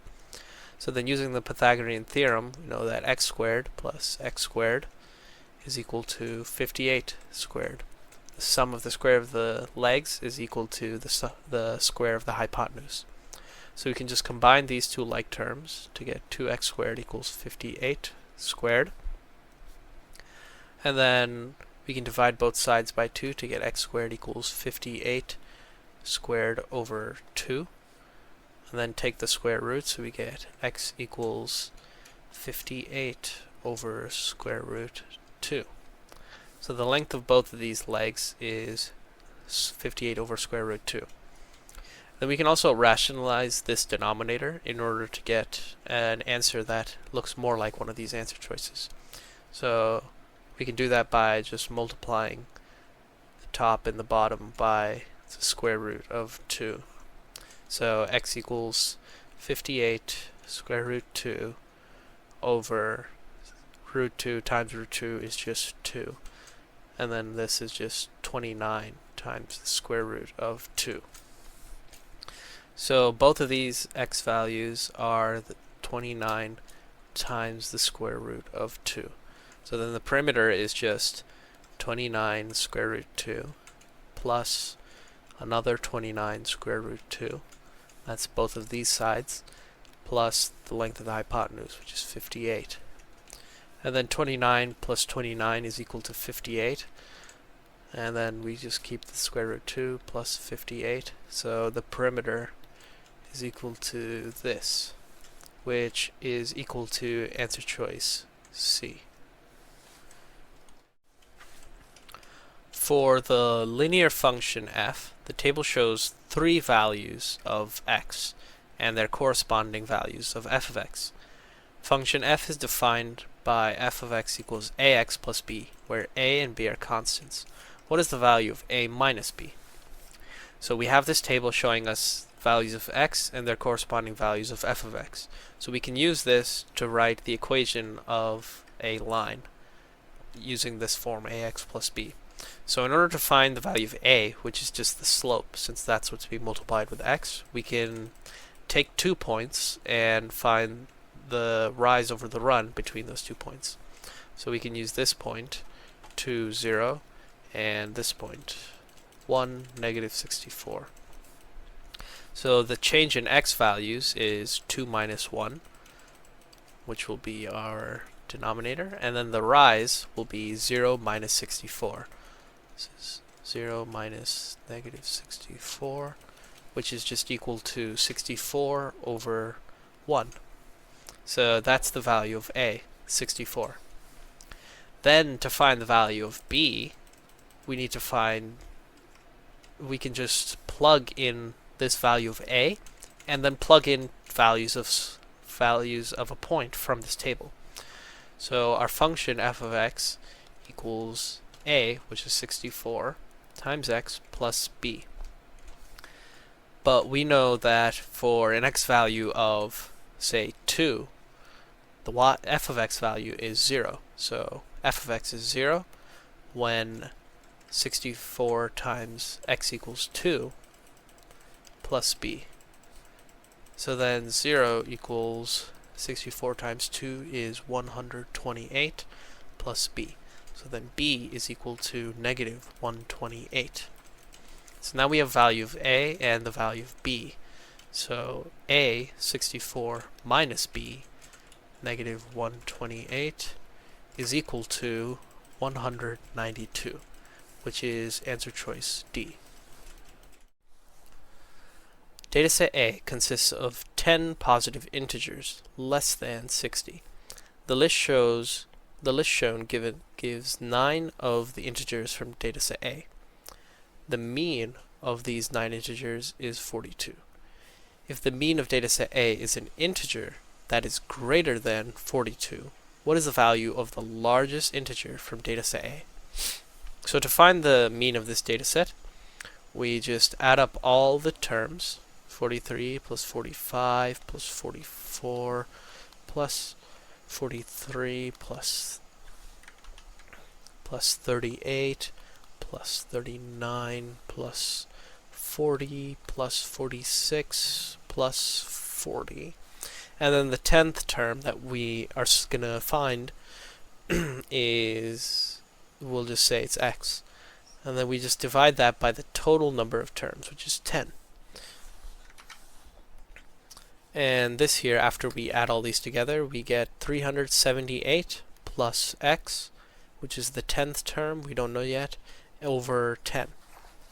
So we're trying to find the value of x. We're trying to find the value of x because the problem says that the mean of these 9 integers is 42. But the mean of dataset A after we add the x, or the 10th integer, is greater than 42, which means that x has to be larger than 42. Okay, so now if we look at x, we know that it is an integer, or that the mean of dataset A is an integer, which means that in order for this mean right here to be an integer, this numerator has to be divisible by 10. And that's only possible when the numerator is a multiple of 10. And in order for this to be a multiple of 10, x has to be 2, because when in the ones place, x has to be 2, because when we add 2 in the ones place to 378, we'll get some multiple of 10. So we'll put 2 in the ones place. And we also know this has to be a 2-digit term, because these 10 terms have to be less than 60. So we know the ones place, but now the tens place we automatically also know, because this x value has to be larger than 42, because the mean of dataset A is larger than 42. But since the mean of these 9 integers is 42, we need a value larger than 42 to push the mean above 42. And since the x value has to be larger than 42 but less than 60, the only number that has a 2 in the ones place that is larger than 42 and less than 60 is 52. So x has to be 52. And if we look at these numbers, we can see that 52 is the largest of these 10 numbers. So the largest integer in dataset A is 52, which is the 10th term. For groups of 25 or more people, a museum charges $21 per person for the first 25 people, and $14 for each additional person. Which function f gives the total charge in dollars for a tour group with n people, where n is greater than or equal to 25? Okay, so to find f as a function of n, the number of people, we first consider the first 25 people. So the first 25 people are charged $21 per person. So the total amount charged for the first 25 people is 25 times 21. Then we have to add how much is charged for the rest of the people after the 25th person. So that would be 14, since people after the 25th are only charged 14 per person. And then n minus 25. Because the first 25 people were charged 21, but then the rest were charged 14. So we're not going to just multiply by n, we have to multiply by n minus 25, because only the people after the 25th are charged 14. So then we can just expand this out. So 25 times 21 is 525 plus 14n minus 14 times 25, which is 350. And then, so 14n and then 525 minus 350 is just 175. So this function represents the charge, the total charge for n people when n is greater than or equal to 25, which is just answer choice A. In triangles LMN and RST, angles L and R each have measure 60 degrees. LN equals 10 and RT equals 3. Which additional piece of information is sufficient to prove that triangle LMN is similar to triangle RST? So let's draw out these true triangles. So this is triangle LMN, and this is triangle RST. So angles L and R are both 60 degrees. So this and this are the same angle. LN and RT are 10 and 30. So LN is 10, RT is 30. What additional piece? Okay, so answer choice A says that MN equals 7 and ST equals 7. Now that doesn't prove that these two triangles are similar, because the fact that LN and RT are 10 and 30 suggests that the sides on this triangle are 1/3 the sides on this triangle, if they were similar. But if both of these are 7, then that means these two cannot possibly be similar triangles, because there's not some constant dilation factor to get from one triangle to another. So A is incorrect. MN is 7 and ST is 21.